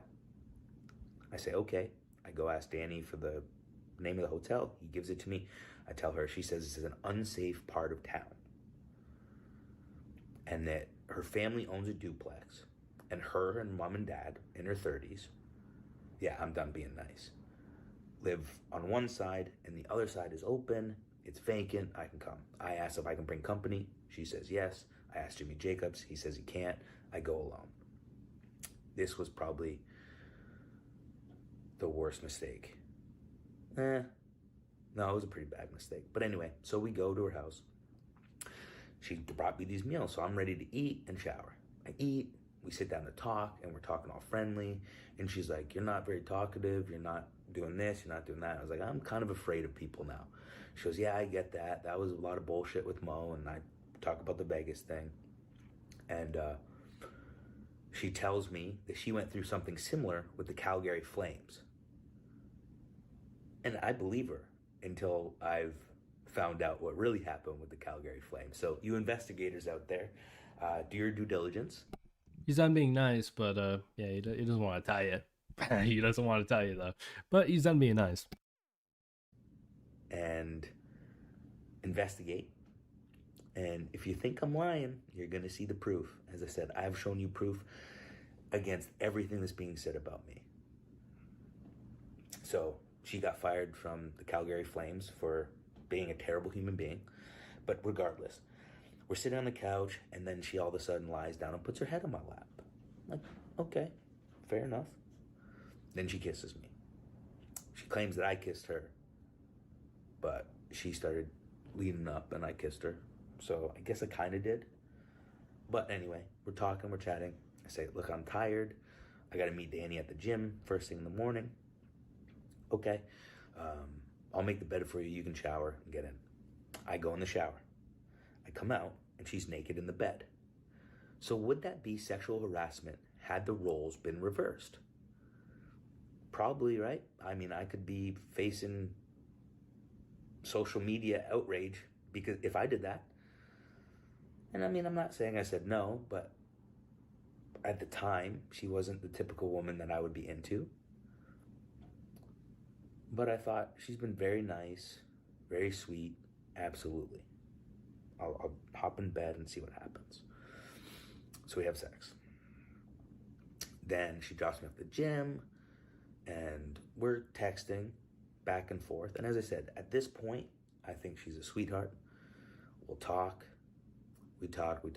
Then I think we're in Red Deer, somewhere far. And she's like begging to drive to come see me. And at this point, I don't mind talking, but like take our time to see each other again. But she's begging to come. Then the next city, she's like, I'll drive there if you want me to. And I wanted to relax. Now she'll say it's because I was sleeping with somebody on the tour. I was not. Was I flirting with somebody on the tour? 100% was I flirting with somebody on the tour. But she had a boyfriend at the time. And she was flirting with me too. She was also made out with another wrestler, Robin something, on that tour. But not me. We didn't kiss. We didn't anything. The last night we cuddled a little bit. But regardless. So then Jackie is like texting me all this stuff. And she's texting sexual. And I'm telling her I don't feel comfortable. Like I don't want to text sexual things to you because you can just turn it around and use it against me. It's done before. And the typical response, just like my ex-fiance, I would never do that to you. But the second she had the chance, she tried to make people believe that I was abusive. Okay, all right. I get it. And we keep talking and we keep talking. I can't get nothing out of you. This was like a game, all this kind of stuff, right? So then she wants to hang out again. Okay, no problem. She comes to Philly. I warn her because she said I can go to New Japan in New York or I'll come to Impact in Philly to hang out with you. I said, I'm going to warn you beforehand. I get up early in the morning to do cardio. I'll eat breakfast, then I'll work out, and then we have to be in the building at like 11:30 because it's a TV taping. So anybody in wrestling, TV tapings are long days. Boring days, but long days. So I won't be able to see you till after the event. No problem. That's okay. If I see you for an hour, I'll be happy. Awesome. So we hang out. 2 days in a row we hang out. I thought we had a great time. And then 2 days later, I get a text. You're such an asshole. You should have gave me more time, blah, blah, blah, blah, blah. And I say, where is this coming from? I explained to you. I did not have a lot of time. No, you should have gave me more time. I said, look, we don't have to do this. If you feel that I didn't give you the right amount of time, we're done. Okay. 2 days later, I get another text, and it's an apology. Carissa told me that when she flew out to see a guy before, he made her breakfast, and he did this and did that, but I've realized now that she's just jealous because I found somebody and she's single right now, and I really care for you, and your job is different than everybody else's, so you're more busy. Her words, not mine. And Oh my goodness. There's just too much to talk about. So then I gave her another shot, and I guess I shouldn't have, because then it was, are we gonna date again? Blah blah blah blah blah. And I would literally wake up, and I mean, I'd have to scroll. And the first couple times I was like, oh, this is really sweet. And it's things like, again, I'm not gonna go into too detail because unless something drastic happens, I'm not going to show these ones because they are embarrassing, some of them. But it's every guy I've ever been with cheated on me and used me for money, and I've only slept with X amount of people, and I have a bunch of wrestling friends and never slept with them. You're so different, all this kind of stuff, right? So I'm listening and I'm falling for it like a fucking idiot. And these long things, you know what I mean? And it's funny because I keep telling you that it's easy to blame somebody when they're in the public eye if you've had issues in the past. And I have proven. Mo accused me and Sean Orleans, but she had released all these statements about all these other people. My ex-fiance, you saw the messages. I'm not used to relationships. I'm not this, and that. All confirmed of what I'm saying. But nobody's fucking listening. I hope this makes you listen. So she's telling me that the way she's acting with me is because of everybody in her past and blah, blah, blah, on and so forth. And I mean long things. And I end up blocking her number when I go to sleep because I cannot read them anymore. Like, I just can't. It's too much. It's long stuff. And I get that she's being vulnerable with me, but like there's a fucking limit to it, you know what I mean? Like a real limit. And she keeps pushing for a relationship, and I say, look, not right now. Like, we tried this, let's move forward slow. Okay, but are you gonna FaceTime me on my birthday? Sure. What day is that? She tells me. I go, okay, I have responsibilities with Jax that day, and the second he goes to sleep, I will FaceTime you. Okay, no problem. And then she's drunk and she's texting me, when are you gonna FaceTime me? When are you gonna FaceTime me? She's ringing up my phone. And I said, Jax is not asleep, but once he's asleep, I will fucking FaceTime you. And then what happens? You fucking asshole, it's my fucking birthday and you won't even give me a fucking call, blah, blah, blah, blah. What? Where's this coming from? I told you as soon as Jax goes to sleep, it's Vegas. There's a 3-hour fucking time difference. It's not the end of the world if I don't call you at 7 p.m. fucking Vegas time. Or 8 p.m. Whatever. Or even, it might even been 9 p.m. Vegas time. But if you're so worried that I haven't called you because I'm staying up with Jax, and in 2019, Jax was only 4. And up until about halfway through, he was 5. Does not all sleep all the time. And if you ask my ex-wife, he has some nights where he doesn't go to bed early and he doesn't stay in bed. So, whatever. So he's yelling about that. Then I end it again. And this time I'm fucking done with her. And then I start seeing this other girl pretty regularly. And then still talking to Jackie. Yes, that was wrong of me. I agree. And don't fucking get on my case about cheating. Because did anybody try to cancel Lita when she cheated on Matt Hardy with Edge?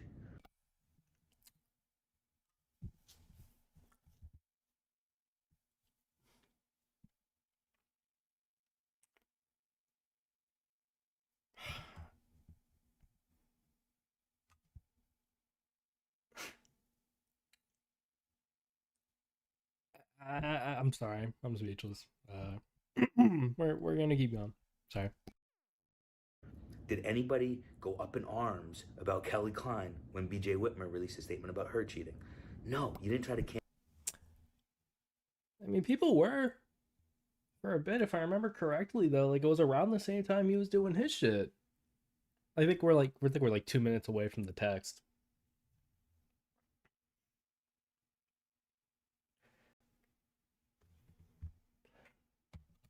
Yeah, don't you fucking get on me for cheating.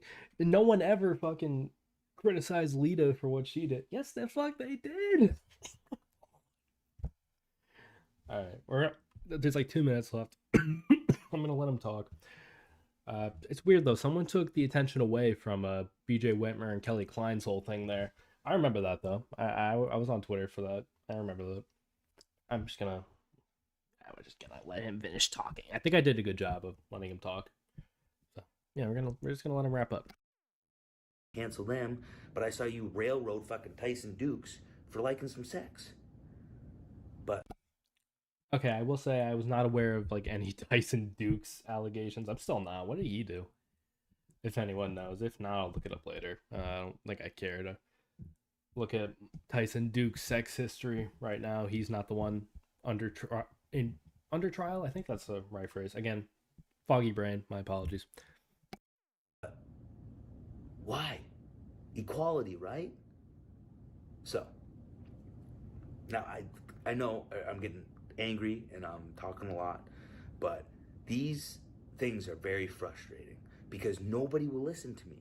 And I try to be nice and I'm like, look at this girl's nice and this girl's sweet. And I said it for how long when Alex was running me down in the dirt sheets. You can ask anybody I've ever talked to, even the video I put up. I said, I'm sorry you feel this way, but I'm gonna remember the good times.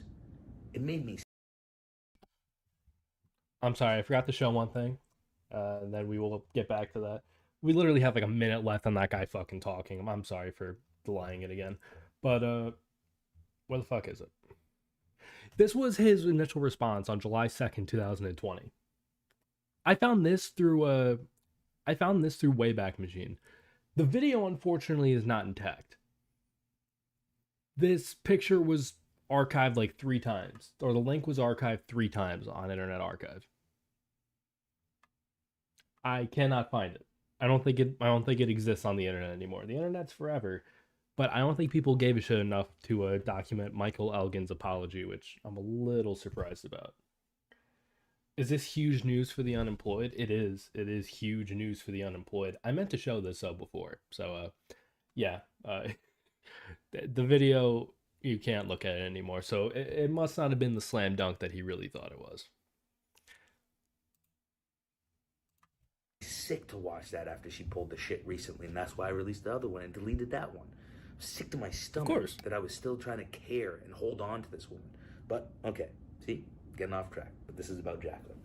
So then she's like, "Well, when are we gonna date?" My large cock saint, "When are we gonna date?" And yeah, that's what she called me. So when we date, I said, "Look, if we're gonna date, I will ask in person.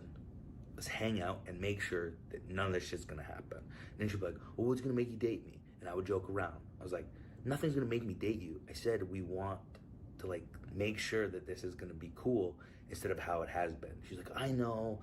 It's just every guy in my past has been an asshole, and I'm just not used to this." And it sounds similar, right? It's like, fuck. If anybody ever says that to me again, I'm running.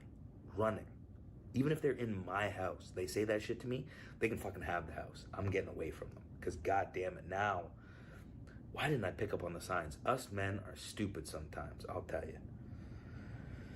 So, this, that. She goes, "Well, what if I do this?" I go, "So you think doing anal is going to make me want to be your boyfriend? And you be my girlfriend?" Like, yeah, only girlfriends do anal, right? And all this kind of stuff. And I said, "I will ask you in person." Now, she says I dangled a relationship in front of her. And if you want to say dangle, because I said, let's see in person how it goes, because every time we've been in person, it's been good. So what happens if we see each other in person, and then we start dating, and then she goes home, and her friend Clarissa comes out and goes, "You're dating him again? He doesn't give you enough time." See where I'm coming from? So all this stuff is being said. She's saying she's not friends with Clarissa anymore, which baits me into talking to her more because she's blaming all of her issues on Clarissa. So, are you guys still friends? I bet you are, because you tried to railroad me. But does she know all the shit you talked about her to me? Does she know that you blamed every issue we had on her because she was single and jealous? Sure. And your mom told you that that's why she was causing problems, and that I'm such a great guy, and that's why you reached out to me when she passed away? Do you remember all this, Jacqueline? Because the shit you've said to people behind my back, and the shit that you tried to stir up in the DMs, and the shit you said during the Speaking Out movement is enough. And I'm fucking fighting back. And I did text all of our stuff is privilege, which means I could come after you for a lawsuit anyway because I knew you were trying to stir up shit. Because people told me. See, getting worked up. I'm getting sick of this shit because nobody fucking believes me. So all this is happening. And she just keeps going. She even tells me how much she cares about me after the first accusations online, and I'm sorry, and you're a large cock saying blah, blah, blah, blah, blah. And I'm going to show you all those texts. Because it's funny how she can say something online and then still give me shit. So I'm going to put up those texts. And Jacqueline, if you didn't say that everything was Clarissa's fault, and you didn't tell me that you weren't friends with her, and all these other things, be careful. Because I know you guys are friends now, and I know she's going to watch this. She might even comment again. But am I talking shit? Did you not blame the mishap in Philly on her? Or Vegas on her? So I'm going to show those messages. And it's funny, you know, a friend of mine, Snack, right? I'm sure you know him on Twitter. He's a good dude, lives close by. He was fucking giving me the shit, right? Like just giving me shit because Jacqueline's trying to stir everything up. And I say, dude, you don't know who you're dealing with. I'm telling you. Yeah, you're an asshole. A couple months later, he apologizes because she's done what she did to me and probably every other guy she's ever talked to or dated. Blamed him for her being stuck at home during COVID in Canada. So, am I lying? And then, through our text messages, she tells me... I'm sorry, I thought this was shorter. I thought this was going to be done at like the 15-minute mark. We're going to get back to it in a minute. First off, what's up, Mr. Anarchy Kills? I was going to make a Gene Snitsky joke, but I figured it might not be the time. Now you know how to get a house from Michael Elgin. It might be a free money strip, not going to lie. Fuck, man. Not literally. I do not consent to that. I do not consent to that. But I wanted to clarify that given who's on my screen right now. But we will get to the thoughts of the ramblings in a minute. That Danny Duggan tells her I called her fat. Her own words. Guess what Danny Duggan has to say? That you told him I told you he called you fat, and I did, because I wanted to see this game. I'm smarter than you, Jacqueline. It's funny, I actually, I heard a different accounting of this from a person that I'm not going to name. But it's funny. You said that I said you were fat? Well, guess what? I did. I'm smarter than you. You tried to work people up with fake messages, but let's see how this fucking goes. Okay, so now that we got that out of the way, does anybody, this is going to be a stupid question, does anybody have any questions in regards to what they just watched? Which they probably do. He was not very concise, he was not very put together, organized. Does anybody have the slightest inkling as to what they might have just watched? I will get into a warning shortly about the text we're going to watch or flip through. But I want to make sure everybody gets their thoughts out. I did interrupt a couple of times, so my bad. I said I was going to let that play uninterrupted. I lied. I mean, I guess I'm not the only person on the screen. Sorry, hold up. I'm not the only person on the screen to have lied. I'm not the only person in this thumbnail right here to have lied. Sorry, I switched that over to my my game capture.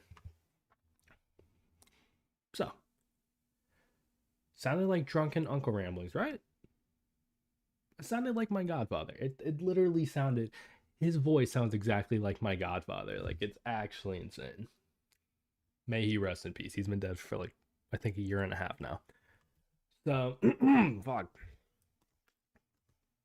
Dude, I usually, this is good. Being sick actually works. I say it works. Being sick is good. I'm drinking more water when I'm sick than I usually do. Maybe it's a sign. Maybe water's actually Good for me. Sorry, sorry. That's too much.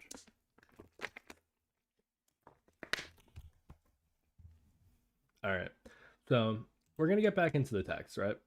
And I'm going to try to skim through it. In fact, I'm gonna make this 1 point. Should I do 1.25 or 1.5? I don't want to make it too fast. I think 1.5 is a fair one. Okay, so yeah, it looks fine. I'm actually gonna move my cam up a little bit. Move it up to like there, so you'll be able to see like the full bar on the bottom for the YouTube video. All right, so I think we're good. We're going to scrub through this. I would read this out loud. I do not like. I'll probably read some of these out loud, but I don't want to read all of them out loud because I'm not. I don't want to sit here and fucking. I don't want to sit here and talk about how Michael Elgin is a large cocked saint on my stream. So we are going to just let those messages play out for themselves.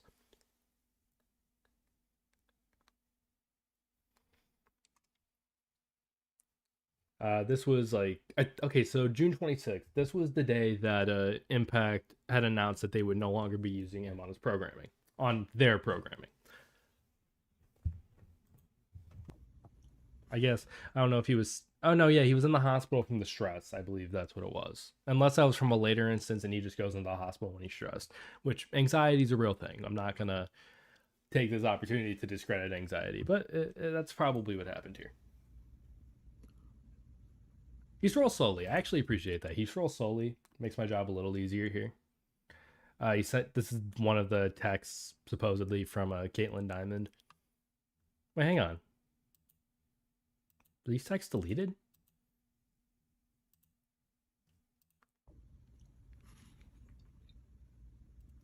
Uh, is this the beginning of the fucking conversation? Is this a different phone number? Did he delete the text? Like, what happened here? Did I miss that? Did he explain that and I'm just being silly? Like, what did I miss? Like, look up here. This is where the fucking search bar starts. Or not the search bar. This is where the moving bar starts.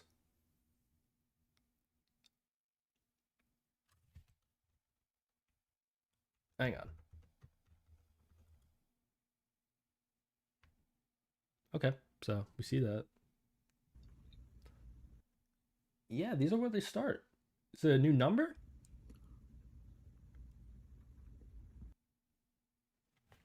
To be fair, I was kind of fooling around on cam. I was the halftime show, so that could be it.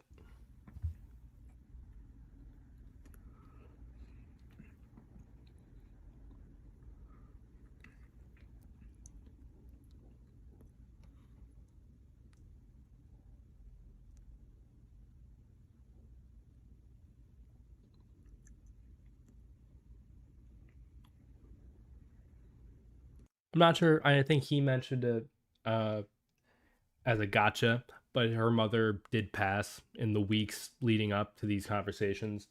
And obviously, listen, I can't even say obviously because I've never dealt with that. And I hope I don't have to deal with something like that for a very, very long time.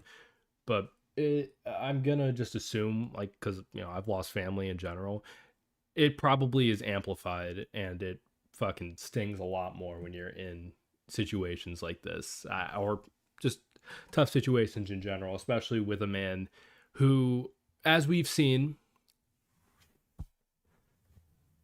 this with other women.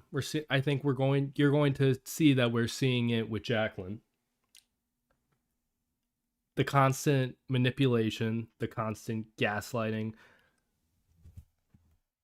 It's a common theme. I've said this multiple times now. It's a common theme. I'm going to let them play.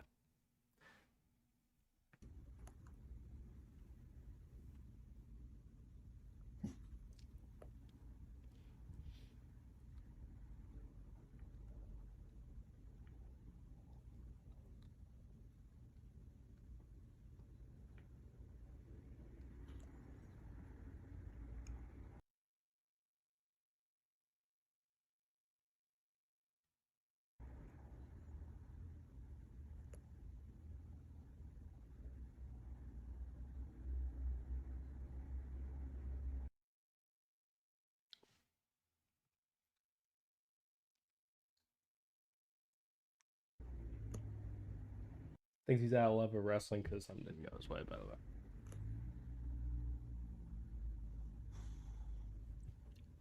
Never wrestling again. Never, ever. Never, ever, ever.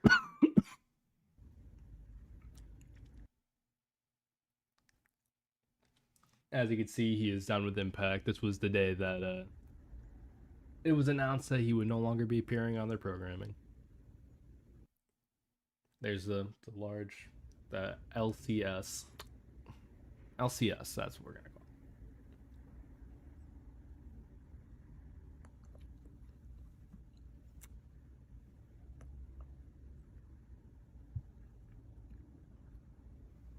He lost his smile. Yeah, he did lose his smile.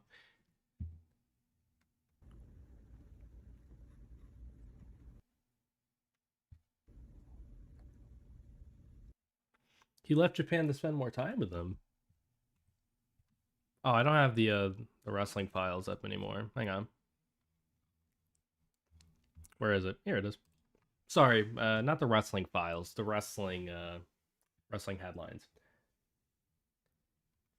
Mood for him, huh? That's why he moved that. That's why he stopped wrestling for New Japan. Right? That's why he did it. He did it for his son. How admirable. How fucking admirable is that? He only left New Japan. He mostly left New Japan because of his son. His son was barely mentioned this entire fucking thing, by the way. But yeah, man, he left to fucking, wow. Such an inspiration.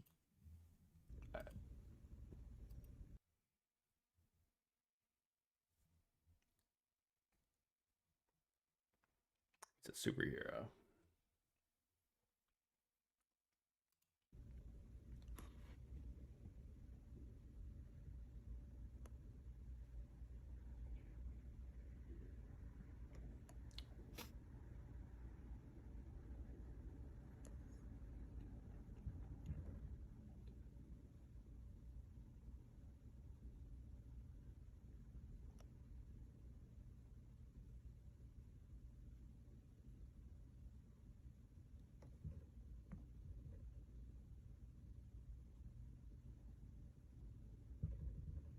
Is that his thumb?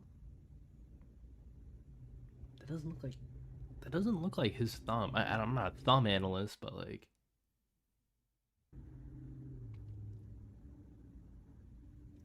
I do wonder how his mother feels about all this. Like, I'm not even trying to say that to be a dick and to make it personal. I do wonder how his mother feels about this. Can I just? Oh no, I can't do that. Okay, I thought I could scroll down. I remember there was one feature, but I would give to be on the fly on the wall some of those conversations.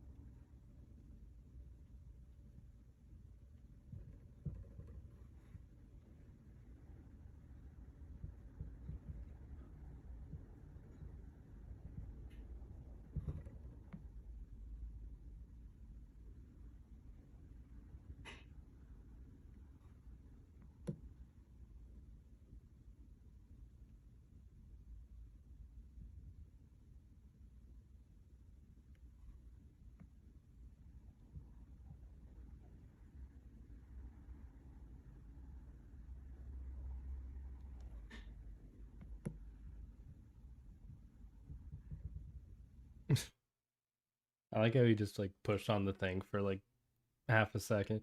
Like it's like he's trying to highlight him saying, "Oh, stop!" Like these are the unwanted advances. These are what like, and it was against him. Poor guy. He's the real victim in this. It was something stupid. That's my brain works.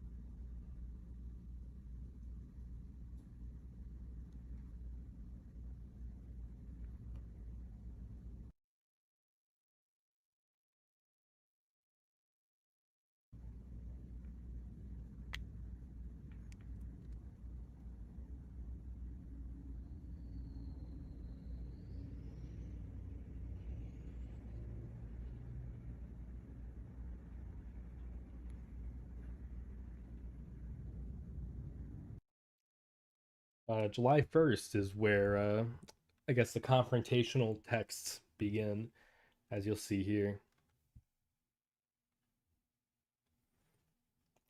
I guess this is what he's referring to when he says like she's talking shit behind his back.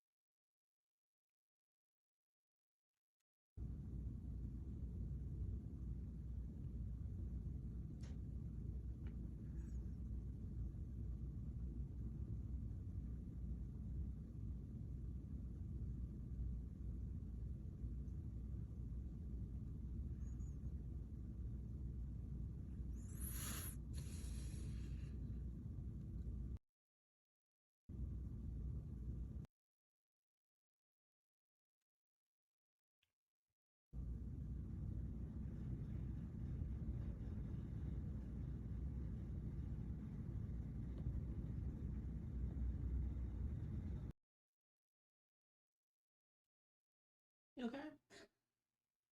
This is upsetting for you too, right? Yeah, I know.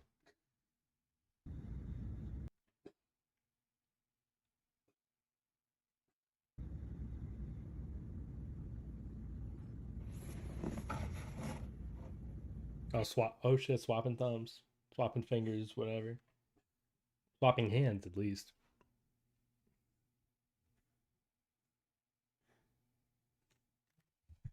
You don't see it as. How does he not see it as fucking cheating, though? Is what I'm wondering. I don't want to hear that it was cheating because they did this and they did that, but apparently he doesn't even think he was fucking cheating.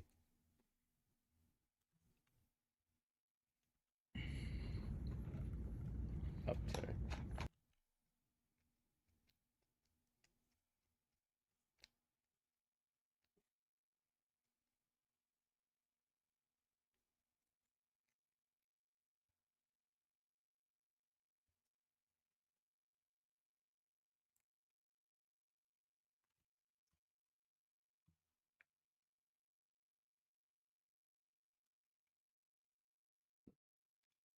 Excuse me.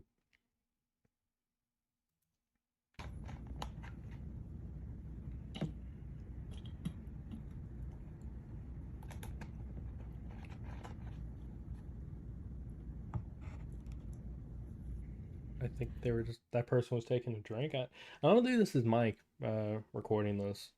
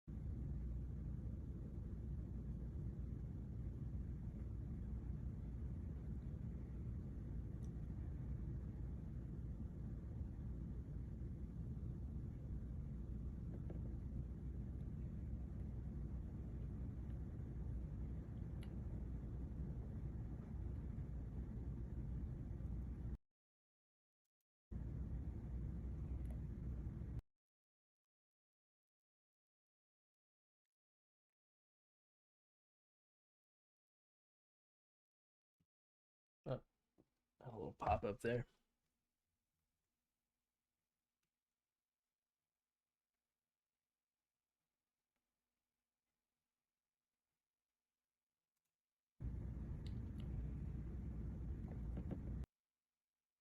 You would never say anything poorly. Wait, when was this? When was this video made?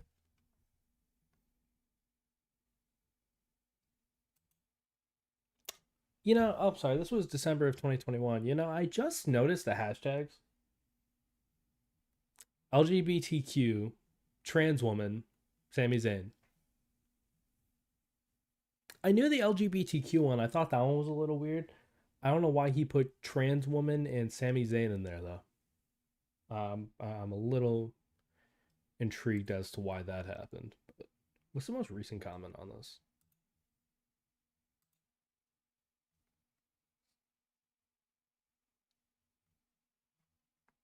There. Sorry. Distraction.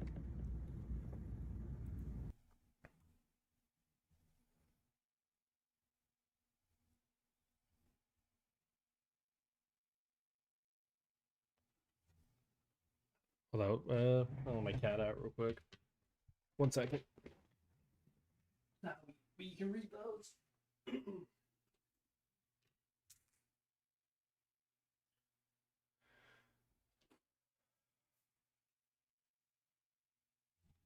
All right. I could have just did that the first time. Just fucking put my camera down and go from there, but I digress.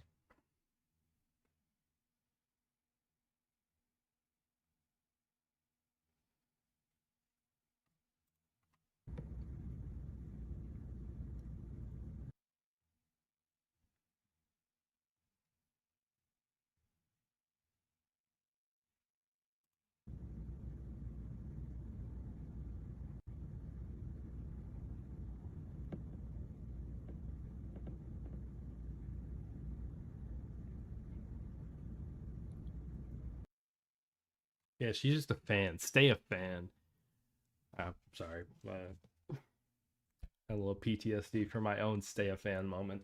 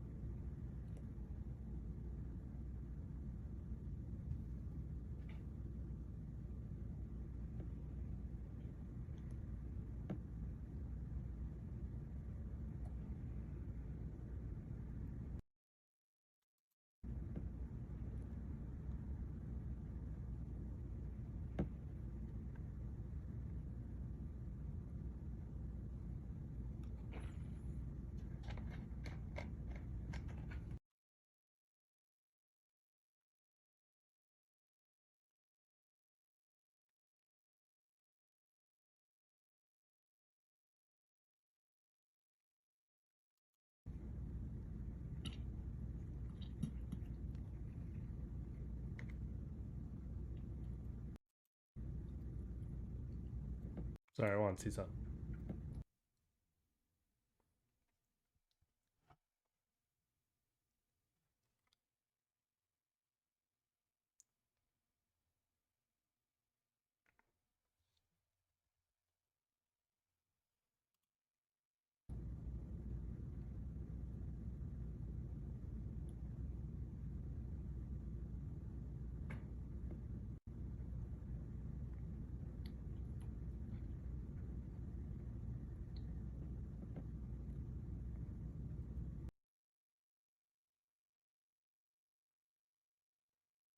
And here's where this is what I screenshotted, I believe, or this is where it starts.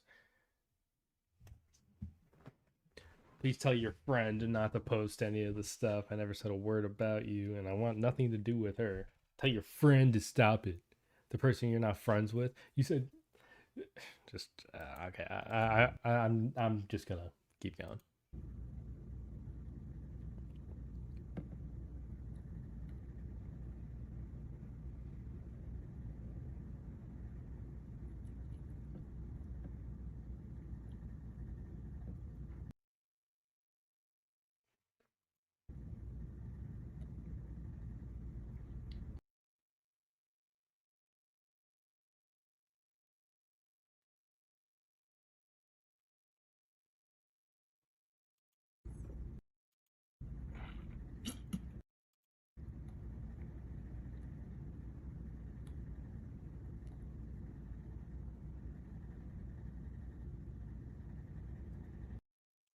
This is the screenshot that he likes to use as proof against the allegations made against him, that she made these fucking abhorrent accusations against him, these life-threatening, these career-threatening allegations against him that he's so insistent about.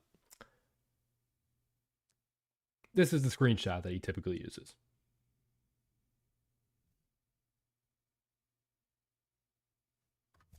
Can anyone piece together what she's accused him of?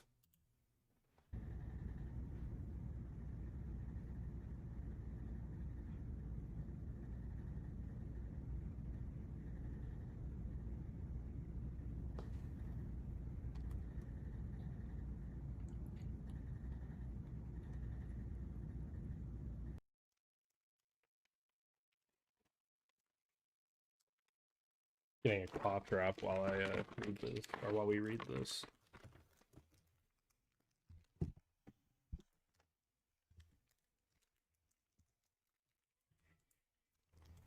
Cat wants it again. Probably just went to the bathroom or something.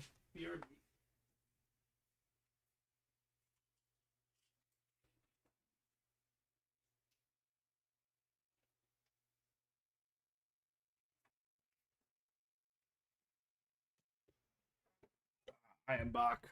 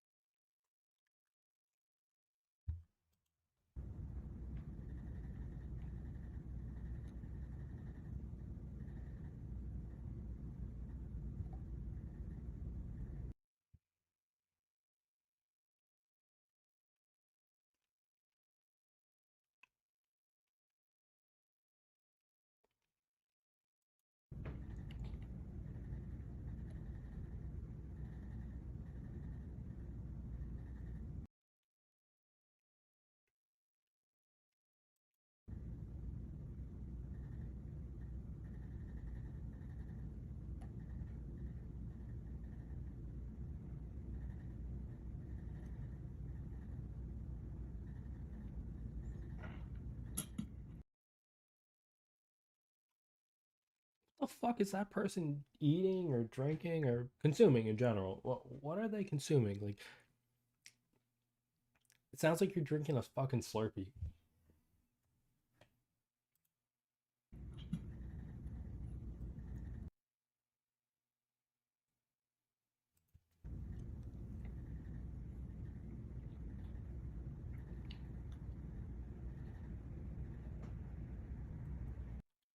He's done talking to her, by the way.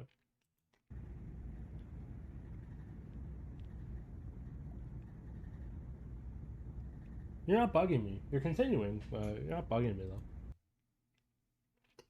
I think we need to stop talking forever. You're talking shit about me. You're not bugging me. No, no, no.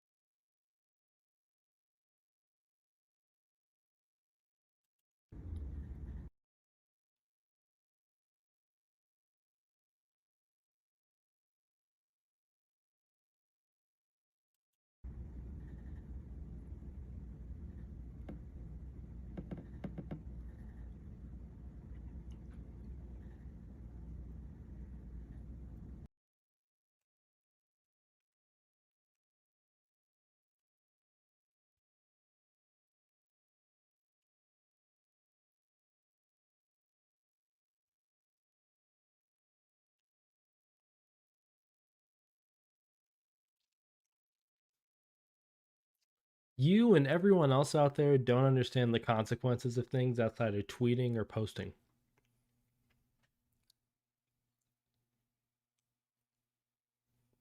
Yeah, it's a little ironic in retrospect, but I digress.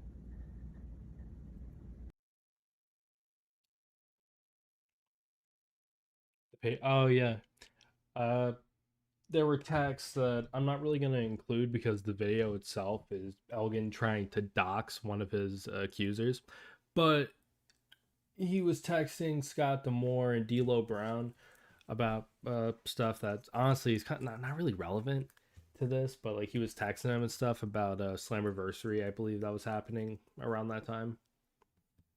He's texting them about certain things, and like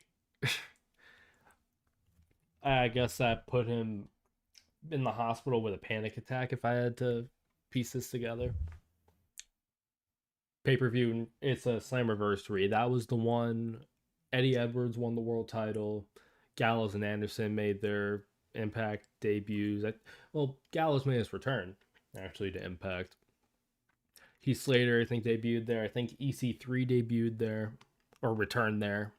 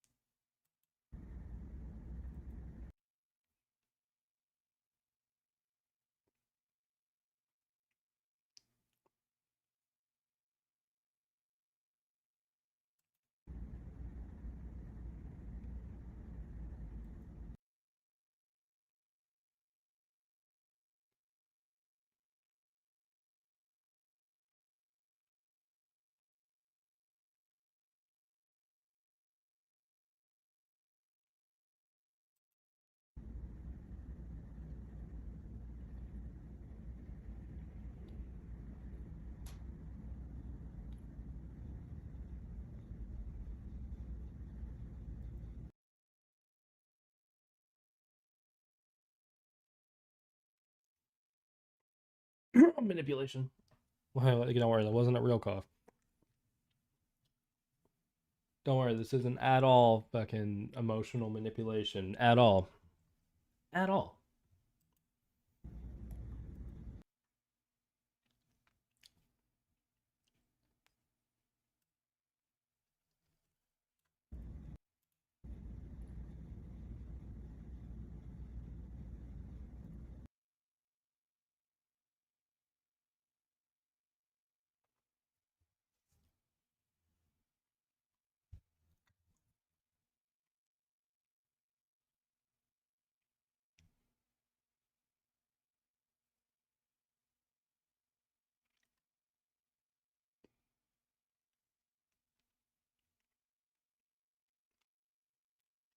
Okay, bye. Sorry.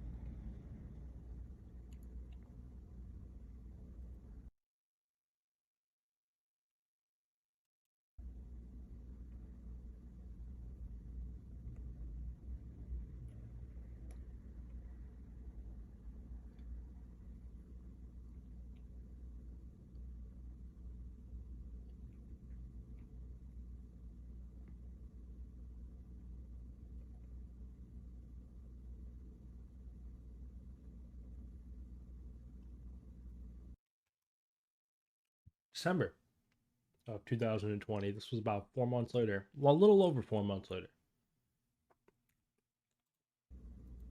Again, he wanted to stop. He wanted to stop fucking conversation and all that.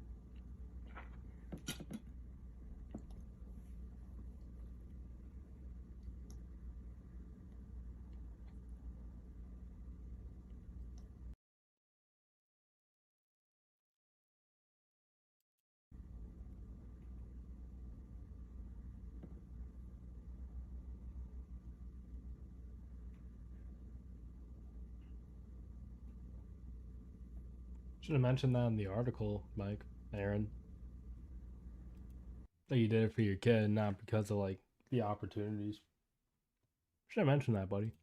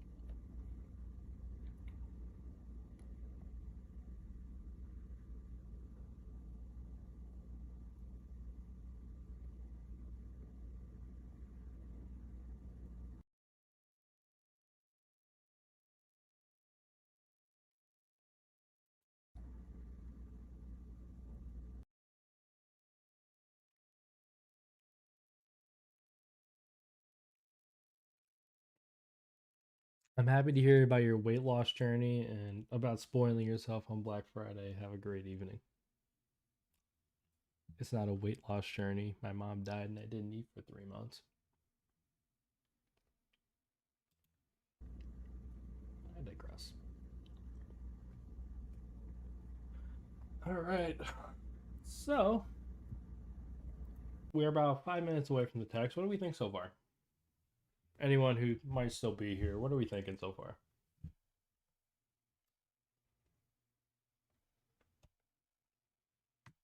I've been quiet for most of this.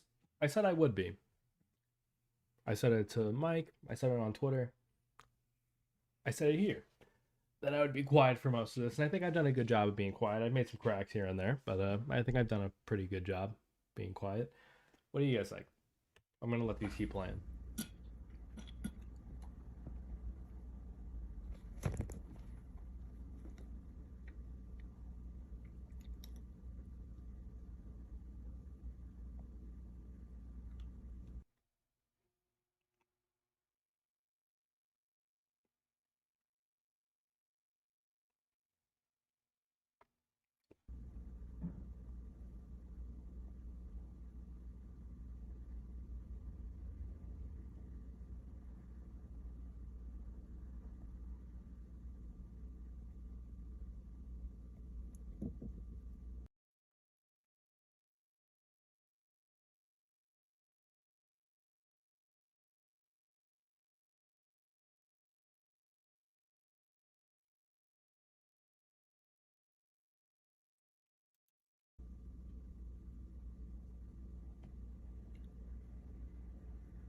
I'm just wondering how he thought this was a good idea.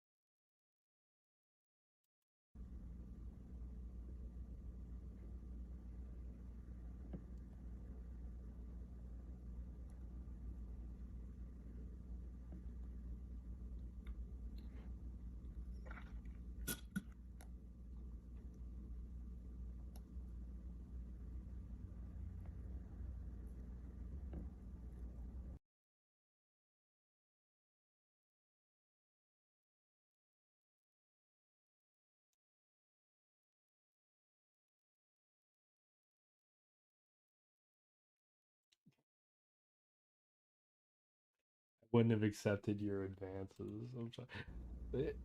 I know this part's fucking hella boring, by the way, because I'm not talking. I apologize. Again, I just said like I want to make sure everybody knows what happened. I want to let everyone form an opinion of this. I spelled Jacqueline, by the way. But I want to make sure everybody knew what happened. They could form their own opinions of this. I think this made him look fucking terribly. We still have about a minute and a half left. Maybe there's something where she's gonna say something like, "I'm gonna accuse you of X, Y, and Z." Let's see what happens.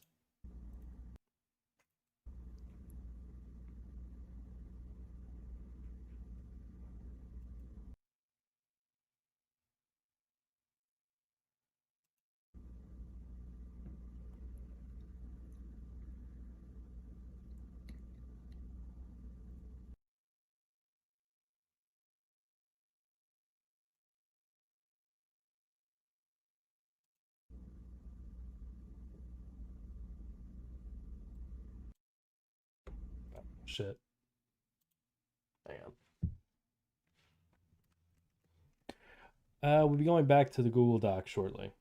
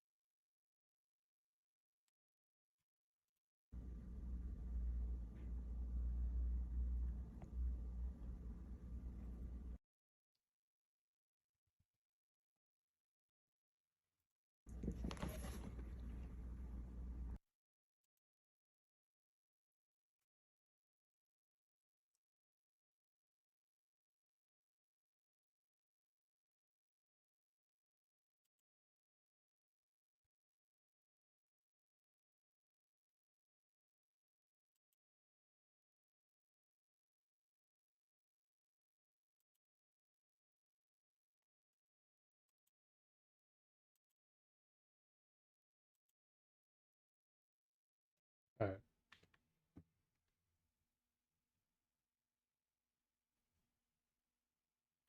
All right. Those were the text messages. Again, I spent about an hour on these. Not really what I was hoping for. We're gonna go a bit over 3 hours. I wanted to make sure everyone saw those text messages. But we're going to enter another video now. A more interesting one. Honestly, a more entertaining one. This is the piss story. This is, again, I'm going to let him tell it. There's actually going to be noise. There's actually going to be activity in this instead of me being quiet for like an hour. Finally, would like to know. Y'all have heard it though.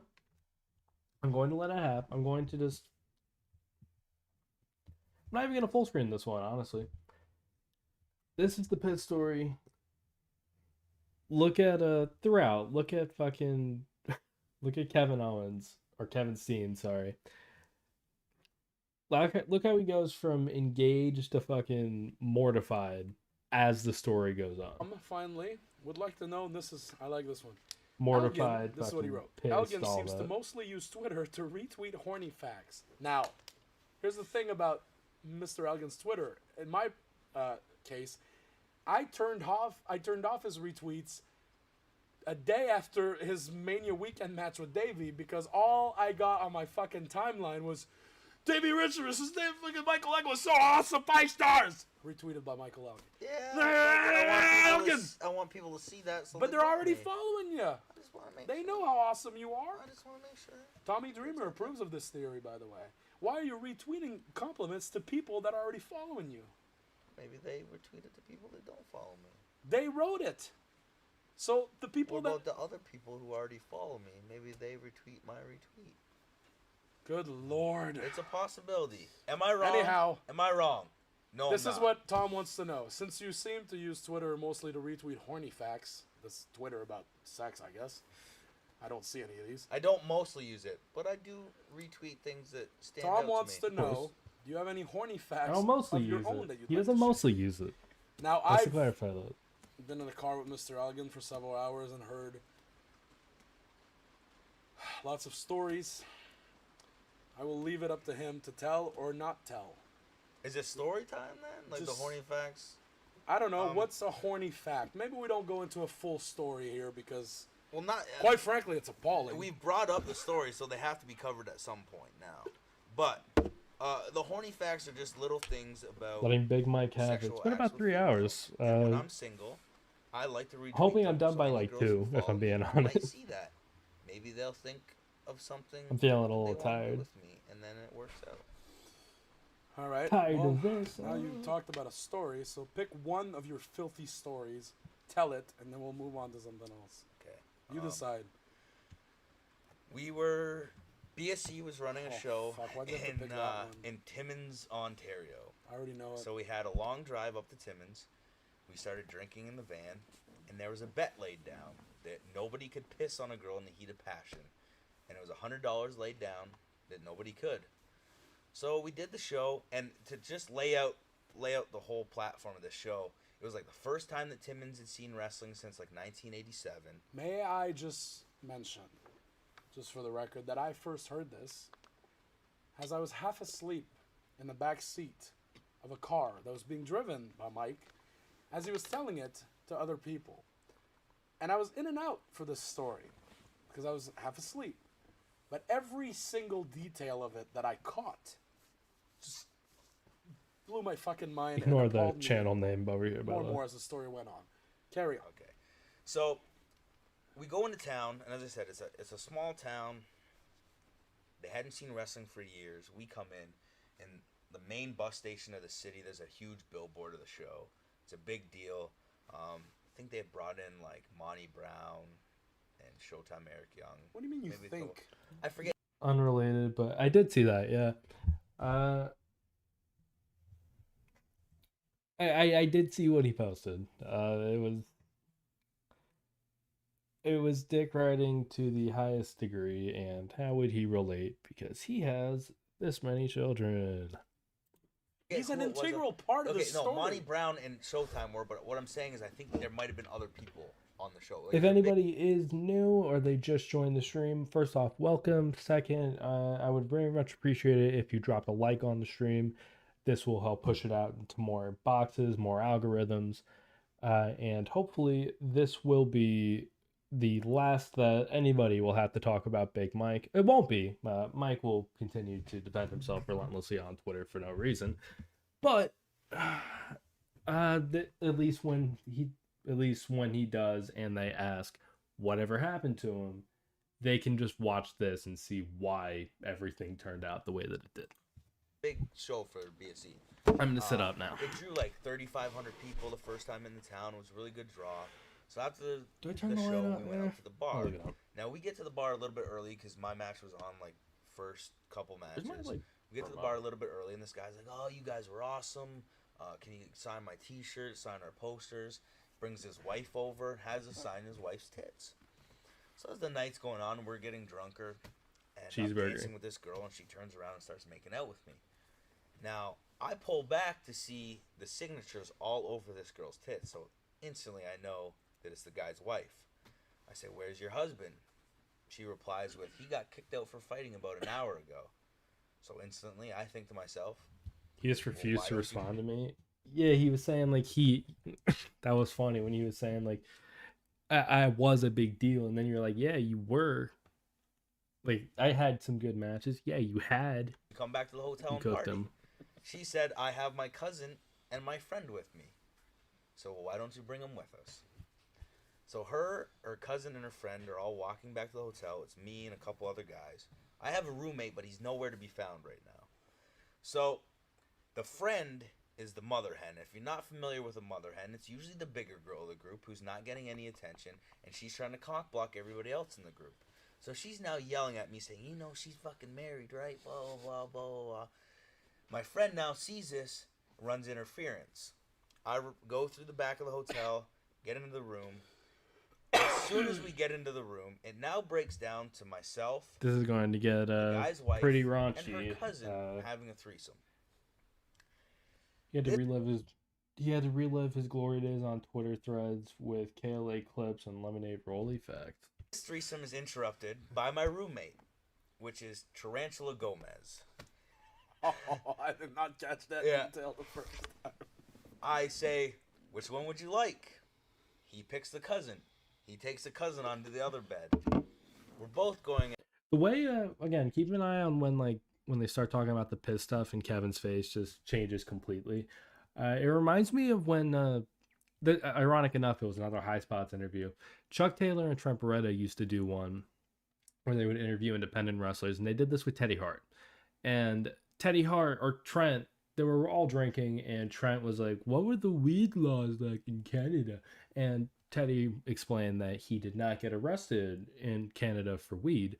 He got arrested for rape. And he was baffled by this, and you could just see immediately just fucking Chuck Taylor in the background. Hold up. Can I actually...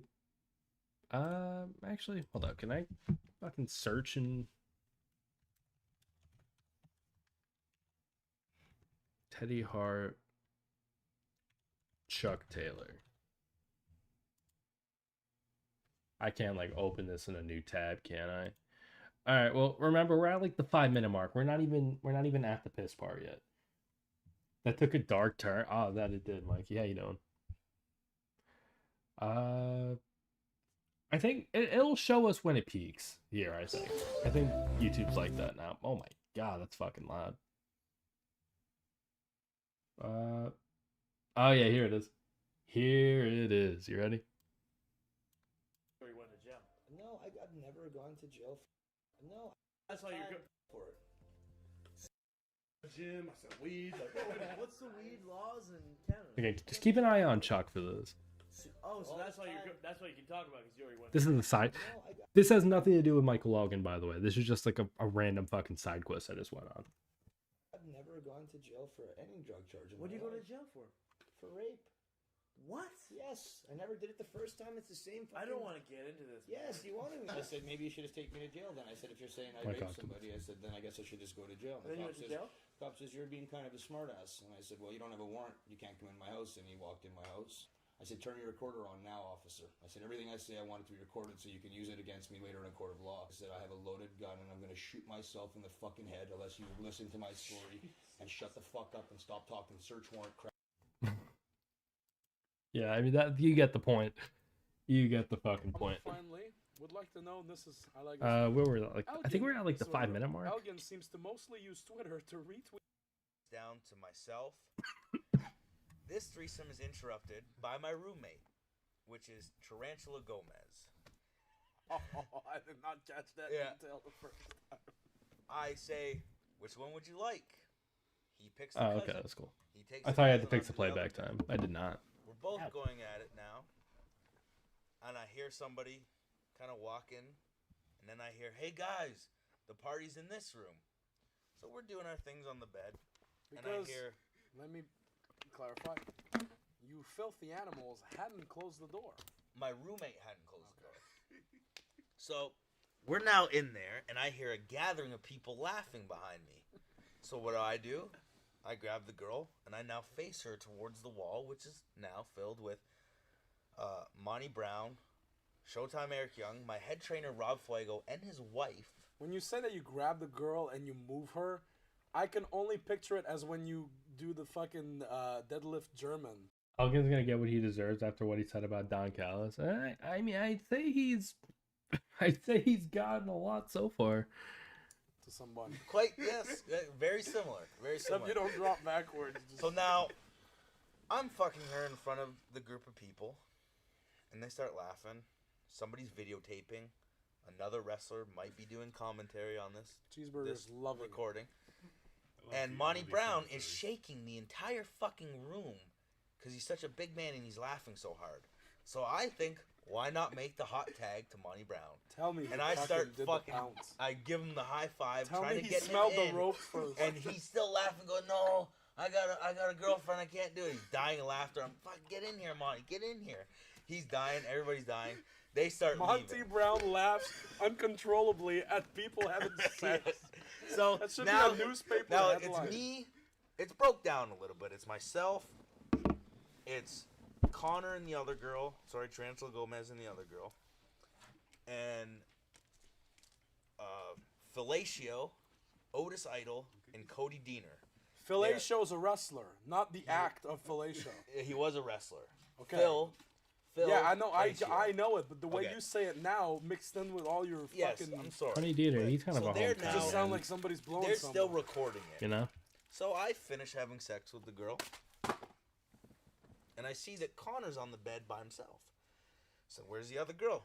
I don't know. She went to the bathroom. I now pick up the girl that I just had sex with and throw her over to Tarantula Gomez. Walk to With the a black bathroom. hole slam, surely. Yes. I walk over to the bathroom to where this girl is sitting by the toilet. And I go, "Are you okay?" She goes, "Yes." What do you mean sitting by the toilet? Literally, like, if this is a toilet, she's fucking sitting on the ground, kind of just like In this. front of it or between the wall or the bathtub and the Kind of like in front of it, facing the door. So her Alright. back's like, almost if the toilet was a She backrest. could be leaning on it. Yeah. I say, "Is everything okay?" She goes, "Everything's okay. We came here to be with you. Didn't know what was happening, blah, blah, blah, blah, blah." It's like, "Well, we can still be together." So she starts performing Fellatio. fellatio on me. Here Now, we go. I see the light of the camera behind me. So I proceed There we to ask fucking this go. girl if I can piss on her. And at first she's saying no. But I'm being very persuasive and saying, "Oh, it's going to be so good. Like, you just keep going and I'll piss all over you, blah, blah."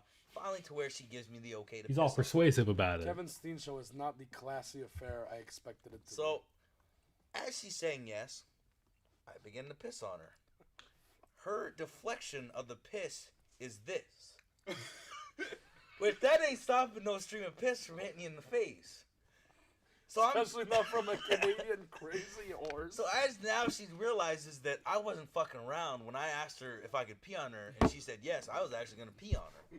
So she's going like this, and all I hear is, "No, no, stop pissing on me." They're laughing, I'm laughing. We have to go back to get my money now. So we go in. Of the bet. Yes. The bet that was laid down at the beginning. Follow this story. Were you naked when you went to get your money? No, I put on underwear. I was naked the rest of the time, though. Well, fuck. Go back to the room. Give him my $100. I peed on a girl. She said okay. It was in the heat of passion. He doesn't believe me. We try to fucking rig up the video camera for him to watch. For some reason, the video camera will not play it at that second. I'm telling you. No, you guys are going to fucking split the money, blah, blah, blah. No. 10 minutes later, Otis and Connor run into the room laughing. What's going on? What's going on? Otis is like, "I'm drinking my beer. I'm telling the girl what to do to Tarantula Gomez." And all I hear from the bathroom is, Cindy, Elgin fucking pissed on me." So we wait a little bit. We get paid. We're going back to the room. These girls are just leaving now. And all they could say was, "See you guys in September." Now, after pissing on... I have a feeling, by the way, this is complete fucking side note. I think this might be Kevin Steen's favorite shirt. Whenever I see him do anything, he's wearing this fucking shirt. When I met him at Ring of Honor in 2013, he was wearing this exact shirt. I really wish I still had that picture. Steen looks like a trucker or something. Yeah, that's just how he's always looked. The build and the hat right there. I wonder if he has like the mesh netting in the back that like trucker hats usually have. On the cousin, I look at the wife. Connor, Tarantula Gomez, left a hickey this fucking big on her neck. She's going home to her husband, and they still want to see us in September. Like, that's fucked up. Yes, it is fucked up. But I got paid $100 to pee on a girl in the heat of passion. Take that, horny facts. Let's carry on now. Alright. Well, that's the piss story. Here is his recollection of the piss story. Quote, "An interaction between myself, 2 other wrestlers, and 3 women in 2007 in Timmins, Ontario. This was exaggerated, and at the time, I thought it was funny. Partly following the success of Cliff Compton's Art of Wrestling podcast appearance, at this time, sorry, I always wondered why the guy kept getting in trouble in his short Impact TNA tenure. People just, they're not attracted. They're like, it's inevitable. Like, people just fucking, when they have something good or decent for themselves, they love to fuck it up. They're addicted to it. That's the thing. It's an addiction. Attention is a fucking hell of a drug. Once you get some, you need more. Piss story? Yeah. Yeah, we just watched that. The Michael Elgin piss story from Michael Elgin is a Scumbag on YouTube. And this is his recanting of the piss story. Or sorry, I should actually, no, like that's saying he recanted the story, recollection. There we go. Yeah, see, I'm not stupid. I'm just dumb. Partly following the success of Cliff Compton's Art of Wrestling podcast appearance, at the time in 2013, I was 25 and not yet a father. Looking back, ashamed of the story, even with it being false. Even with it being false. So, according to him, apparently he did not piss on anybody. He just told that for funsies. Just told I mean, I think that's weird no matter how you look at it. If you're gonna, like, hey, I just made this story about me fucking pissing on this girl for fun. Like, she didn't want it. She was going, no, stop. And I'm just fucking pissing on her like a racehorse. I think that's kind of weird too. Like, I don't know if there's really a way to spin this positively, Big Mike. Anyways. I don't view things of that nature to be funny at all. I should have realized the impact that it could have had on people who have heard it and feel triggered or badly. I was wrong. I can't change that. I told that on the Kevin Steen show, but I have changed my views, and if I could take that back, that moment, I would. But we live and we learn, and then it goes on to another tangent. Postal 2 activity. Postal 2 activities. I brought this up earlier. We're in the final 10 pages, 9 pages. Actually, no, it's 8. Because here is the bullet points, I believe, right? Yeah, here are the bullet points of what we're going to cover. Or what we have covered so far. We still have a bit more. Yeah, I think we'll be at least, I think at most we'll be 20 minutes. And then I'll wrap this up and we'll take it home. If anyone, I said this 10 minutes ago, but I will say it again. If anybody is new to the stream and they have not done so already, first off, welcome. Second off, if you did leave a like on the stream, this will push us out into more algorithms. And it'll hopefully end the discussion of what did Michael Elgin do. Whenever he has another crash out on Twitter and someone quote tweets him with a bit more clout than he does, they can find this video or they could find this stream and they can go from there, and we can finally once and for all put an end to these discussions. Now, I did write this down last night. Postal 2 is an edgy, violent game, by the way, where you can also piss on people. There are games where you can piss on people? I've never played that game. I was a little confused by the reference. Thank you for clarifying that. I guess I just yes-y to death with that. My bad. But that's crazy. Don't be like Piss Mike. So I wrote this down yesterday when I was getting the Carissa screenshots. I will read it aloud for the rest of the class. After reading each of the texts for the first time from Jaclyn, the first thought that reached my mind was, what did she even do? Powerblind, how you doing? Hope you're having a good one. Yes, I am. Unfortunately, I don't want to be live, but I'm doing this out of obligation. I have a civic duty as a small-time wrestling YouTuber that I have to do this after I argued with a 300-pound meathead midget for 3 hours the other day on a Monday. I barely knew what was going on half the time, but fuck it, I had the time. And that's the thing. People, they'll have these arguments and then they won't follow through on their shit because these fucking weirdos, they'll be like, oh, not her. Sorry. I shouldn't have pointed at her. This is actually more accurate because this is actually Michael Elgin's screenshot. Because this fucking weirdo probably doesn't think I have time to do this. And that's the thing. That's the thing with these people. They could say this nuttiest shit and they think no one will ever call them on it. Here's the thing, though. Any work that I do, it's not even just KLA Clips. Everything that I do is at this fucking desk. All of my money I make at this fucking desk. Unless I fucking hit it big on stake. Then I probably do that on my phone. But, needless to say, you get what I'm saying, though? It's like, fucking Christ, bro. Alright. But anyways, first thought that did reach my mind with Jacqueline when I was reading the text, and I wonder if, let me know if it was what you were thinking too, if that is something you were here for, because I know a few people did dip out during that. Again, my apologies for that. I wanted to make sure everyone got it without like my commentary for it. See if we could reach the same conclusions with it. But the first thought that reached my mind after I read those texts were, what did she even do? And you could see the answer was fucking nothing. Like he was mad at Jacqueline for messages that her friend Carissa had sent. Not her, not Jacqueline, Carissa had sent them about the allegations. I've said this a million times. Take a shot for every time I said it. The pattern of manipulation and gaslighting that Moses had talked about, it came to light even further in these text messages, in my opinion. And he actively tried to separate Jacqueline from her friend during the time of need that she fucking needed. This is what Carissa said, by the way. This was from June. This June, July, September, and then December of 2021. Fuck, I thought I still had the thing open. I do not. But this was a part of a 6-part thing. There were ones from Impact. There was a video about Impact. I saw it on Twitter. There's the one about Lane that, again, I'm not going to play in its entirety on here, considering this is Lane, by the way. Queen of Hoop Snark.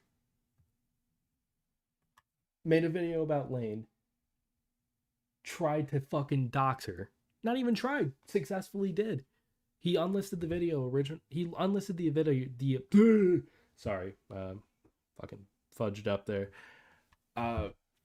Unlisted the video. This was all uploaded on the same day. I believe it was December 9th or December 10th that the Jacqueline one was uploaded. These were all uploaded at the same fucking time. The Impact one says absolutely fucking nothing. It's just him rambling. Now, the next thing that we're going to focus on here is Lane. This is what Carissa said. Carissa is not a big fan of Michael Elgin, and I have to be honest, neither am I.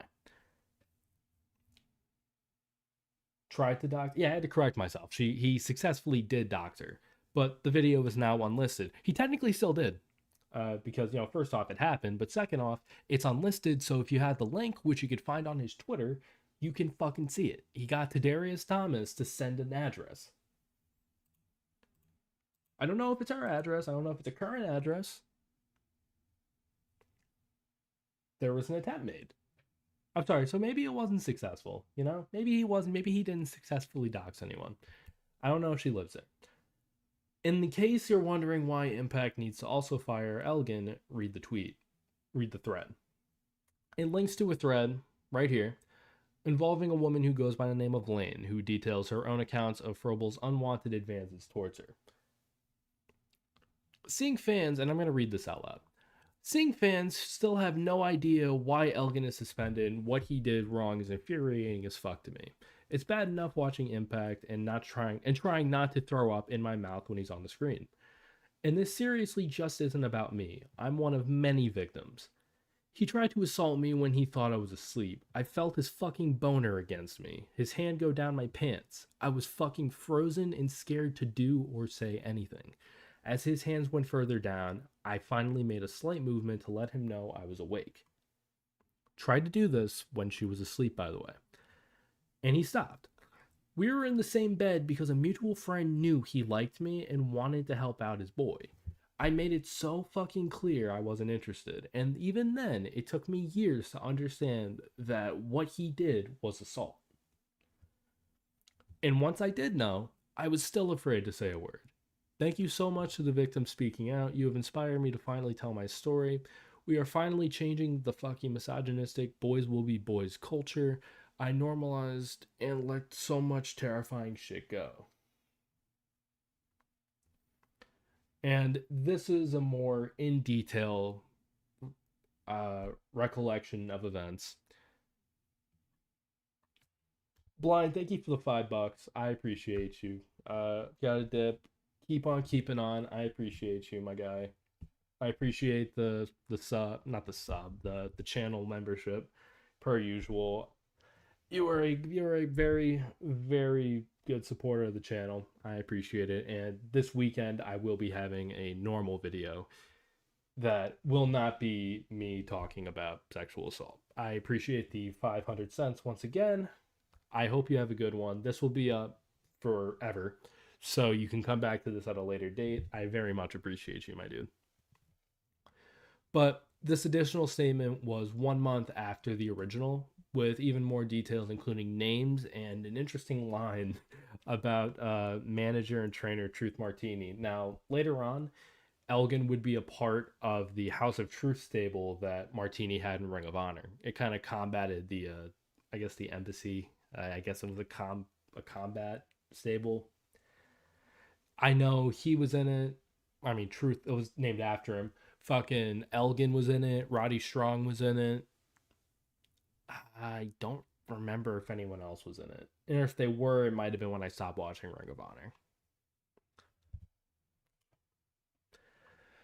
All right, so from July 24th, this was about a month after she sent the first set. My memory of our trip to Louisville is vivid as fuck. Zach Gowen, Truth Martini, Michael Elgin, and I met at Truth's on Tuesday, December 7th, 2010. Drove down to Louisville, boys had OVW training, I stayed in the hotel. It was the first and only time that I had ever watched the show Psych. I've never watched Psych. That's a bit of a side note, I never watched Psych. Is it good? Boys came back. We went to the market to get some stuff because we were only going to be there for a few days. That night, I shared a bed with Truth. Elgin shared with Zach. As Elgin had said, he was interested in me, so the next night, Wednesday, December 8th, Truth gave him my bed to help his boy out, which don't even get me started on that. Early morning, Thursday, December 9th is when the assault started, or when the assault happened. My apologies. The night Elgin is referring to in his statement was December 10th. We all went downtown after the ROH show. Elgin got hammered early after trying to impress the boys by bragging about stories that never happened, and went back to the hotel with Zach and passed out. I stayed out way later with some of the other guys. The incident happened before. December 10th was our last night at that hotel. My story hasn't changed. I haven't wavered. I know exactly what happened and exactly what I'm talking about. Now, these are Frobel's statements from 2020 and April 2023. Now, the tweet under here is talking about Jacqueline, and we will get to that in a second. This is from 2020. It's been brought to my attention that some girl made a claim about a hotel room in 2011. Wrong.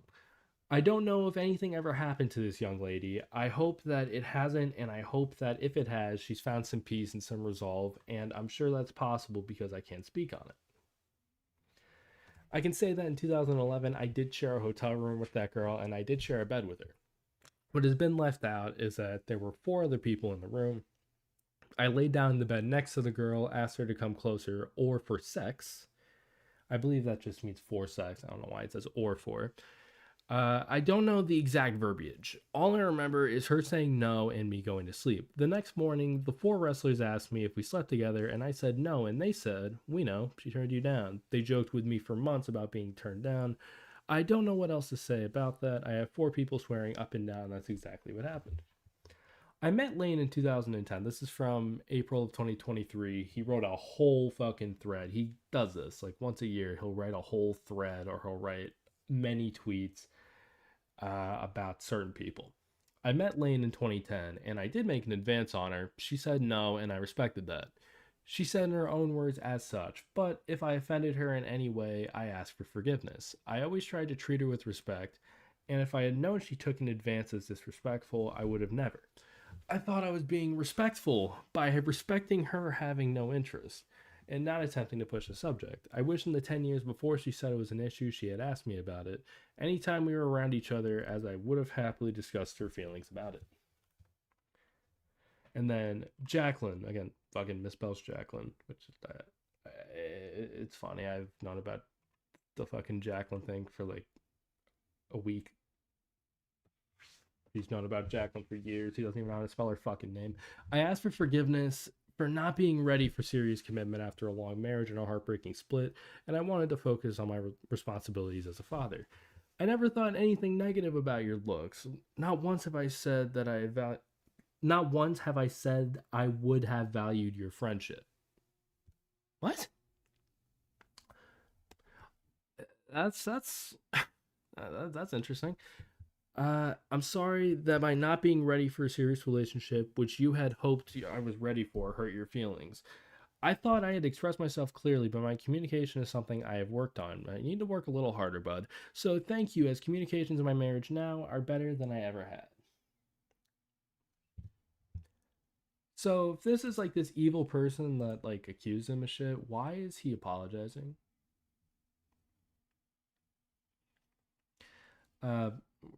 I digress, but so this was, oh yeah, I put this down this morning because I saw that. So he's been super insistent that Impact never fired him, and I guess technically that never happened. Like it was never, he was taken off the books. He was never fucking used again on Impact. Never, not once. As soon as the announcement was made on June 26th, as you can see right here, Michael Elgin will not be appearing in any future Impact Wrestling programming. On the 22nd, it was reported that Chris and Joey Ryan were terminated by Impact and Elgin was suspended. And then he shows a pay stub from November of 2021. I don't think anybody... Now listen, I will say, I didn't think that he was still getting paid. I did learn this. This is something potentially new that I learned. That he was still getting paid by Anthem throughout the remainder of his contract. However, is it... That's the fucking allegation you're trying to prove? I didn't get fired. First off, when you get taken off of TV, you pretty much are getting fired at that point. It's just not official. They're letting your contract fucking ring out. I don't know. I thought this was a weird hill for him to die on, but I figured I'd include it. Here's the That's not even a paragraph. I wrote like a whole thing about it. This was, this was the doxing. Yeah, nice. Frobel reached out to wrestler and former co-worker Tadarius Thomas. They both worked in Ring of Honor together to get Lane's address. This and some other screenshots come from a video which was previously public and is now unlisted, which means that he attempted to dox Lane on YouTube following the accusations. And you see, I fucking blurted out here. Now, Tadarius Thomas called her a resentful person. I'm going to guess maybe she rubbed some people the wrong way. I'm not going to comment on how fucking she's perceived as a human being, but like fucking, it's not even Tadarius Thomas's, like, I don't know, it's weird that he sent it here, but at the same time, like, it's not even his fault necessarily for this. It's not even like inherent. I don't know. The whole thing's just kind of crazy, honestly, but it's like putting this in a YouTube video just makes it 10 times worse.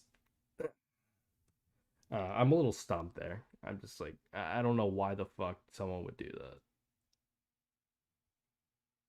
Even if you're trying to prove your innocence, you're just gonna fucking dox the person. And I don't even think you really saw it as that. I don't know what else this would be, though. I don't know how else you would fucking view this. I believe this person, I don't know who this person is, but Elgin shared his interaction with Lane with what I believe he said was a former cop. His statements were indeed all over the place, and they're hard to piece together. I said sometimes here, I guess I was being too nice. I put this in there like 8 in the morning. I was being too nice, I guess. I think this might be the end of the screenshots, right? Oh, no. There's one more after the Jason Paul ones. Hold on, I'm gonna heart that. We appreciate donations over here. Donations are never required. His statements are all over the blah blah blah. And while it might have been consented previously that you sleep in the same bed, there was no consent when it came to that. He fucking went here for technicalities just because they sleep in the same bed and they agreed to sleep in the same bed. And I'm gonna let you read this while I explain this. Just because you slept in the same bed and it was consented that you sleep in the same bed, that does not mean you're consented to fucking do whatever you want, you fucking animal. I don't know how the fuck you like let that in your pea brain where it's like, oh, I sleep in bed. That means I'm entitled. Like, fucking dude. That sounds fucking stupid, man. I'm sorry. You sound like a fucking moron. I felt it in for most of the night. I'm due like a crash out here and there. He's a fucking idiot. He's one of the dumbest fucking people I've read. I've lost IQ points.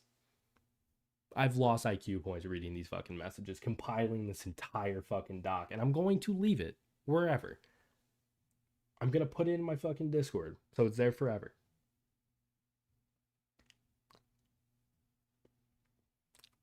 This was the continuation of that. And again, I'm not showing this entire video. I can't show the entire fucking video because I'm not going to dox the girl. Not on my fucking live stream. There's like 5 people in here, but still, I'm not going to dox a fucking live stream where people are probably going to come back to this as well. Oh yeah, this is the last screenshot, and then we will wrap this shit up. I wrote how it might be nothing, but notice how she hangs out with the same people following the incident 6 months later, minus Frobel, and adding Jimmy Jacobs.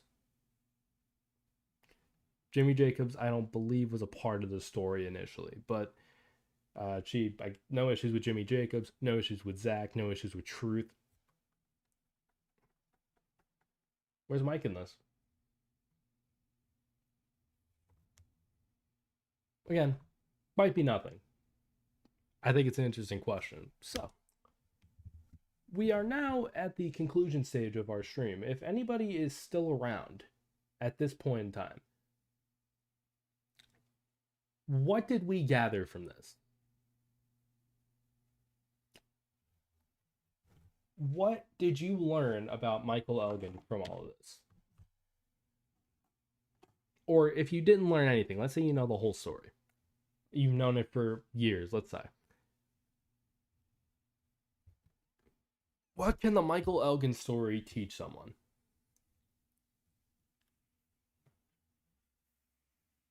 Mike is dumb? That's probably the biggest takeaway you could take from the Michael Elgin story. That he is dumb. He is as dumb as a post. And I genuinely, after compiling this, after watching hours worth of video at this point with you guys, by myself, and there's no nice way to call someone dumb, so it's not like I could be respectfully, he's a fucking idiot. First off, I don't respect him. Second off, he is fucking dumb.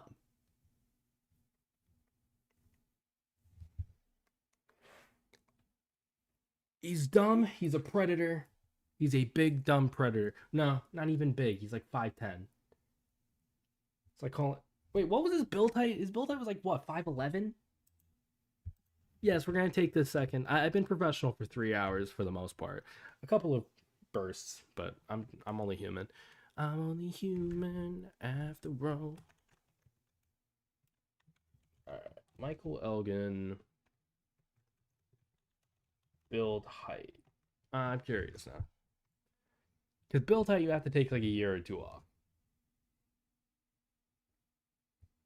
Build height 5'11". He's around like 5'9"-ish. Like he's around the same height as like fucking Austin Aries. Yeah, so he is honestly. Like he's a little fucking... The mini predator. The mini predator is a good one, yeah. He is the mini predator.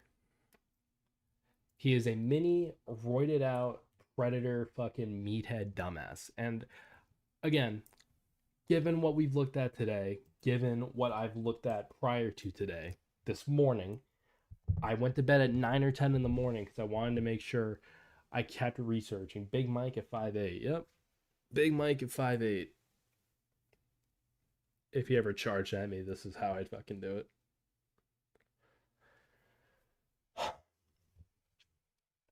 He's a manipulator. He's a sexual deviant.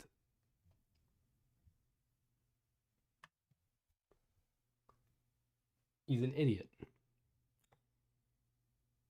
He has a piss fetish. And I don't know if there's much else I have to go. I don't know if there's much else. He's a crybaby. That's one thing. He will never learn how to take accountability for any of his wrongdoings. And that, ladies and gentlemen, is what fucked him over in his career the most. He never took accountability for any of the fucking shit that he did. Because there are people who have done shit and they still have careers. It's fucking crazy. There are people with some pretty prevalent accusations that are still working on national television. Elgin didn't know how to control himself. He didn't know how to control himself, first off, to not be a fucking weirdo, but he also didn't know how to conduct himself following these allegations. Now, I've heard people talk about his mental health. I've heard him talk about his mental health, and I want to clarify, I do not want the guy to kill himself. I think he's a fucking irredeemable loser, but I also don't think he should fucking kill himself. I don't think anybody should kill themselves, really. And this is like kind of a rambling point, but it's like, and I guess this is where I'm going to leave it too. You want to get better? What's up, Mr. Drunk Monkey? You want to get better? Get better for yourself, get better for your family, get better for your son that you left Japan for, supposedly.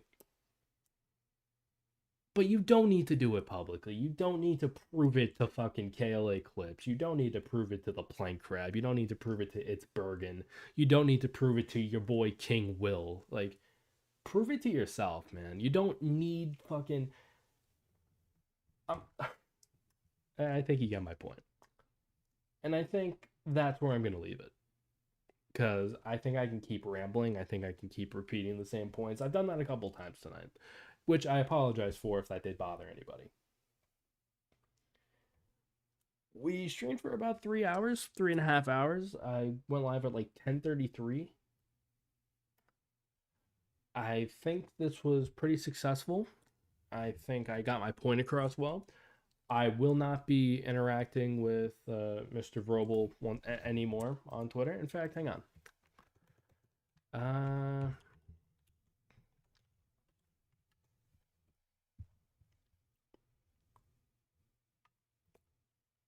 Yeah, prove it to yourself, prove it to your family. You don't need to prove it to fucking randoms on Twitter. Better yourself, get a job out of Twitter. You don't need to do this shit for attention, man. It's not fucking worth it. Do this shit for yourself. Do this shit for your family. This is why people shit on Joey Ryan, because Joey Ryan is also trying to make a show out of it, except Joey Ryan is actively trying to parlay his whatever into wrestling success. And that shit's just not going to work. So, we're going to mute you. Low-key kind of want to block you. He retweeted an Elliot tweet. Fuck. Alright. But that's it for me. I am going to... Oh, hold on. We're going to share...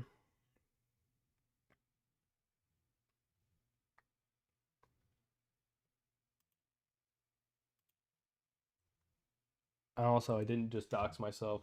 My business email is very prevalent all over my page. This is staying on. Alright. Here you go. If anybody wants it, I'm going to leave it up for about a minute or two. Keep it. Do what you want with it. Fucking copy it. Can I raid people on here?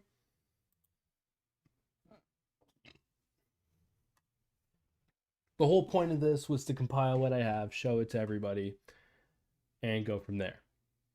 That was the whole point of this. It wasn't my point to sway anybody. That's why, again, I was very quiet for a little bit of it. I was very quiet during the text. I was very quiet was very quiet for a decent portion of the stream just because I want people to come to their own conclusions and not be like, well, KLA said this, therefore. So that's it for me. I am closing out of that tab. That's it for me. I appreciate everyone for coming through, spending 3.5 hours. Hopefully next time we meet up again, it'll be under happier times.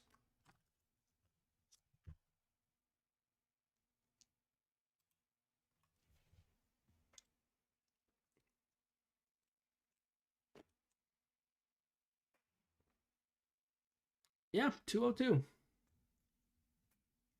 All right, there we go. But yeah, that was the Elgin Files. If anybody has any questions, feel free to hit me up on Twitter at NixLoseAgain. Hold on, let me get my social shit back up. Where'd it go? Where'd it go? No, but seriously, where did it go?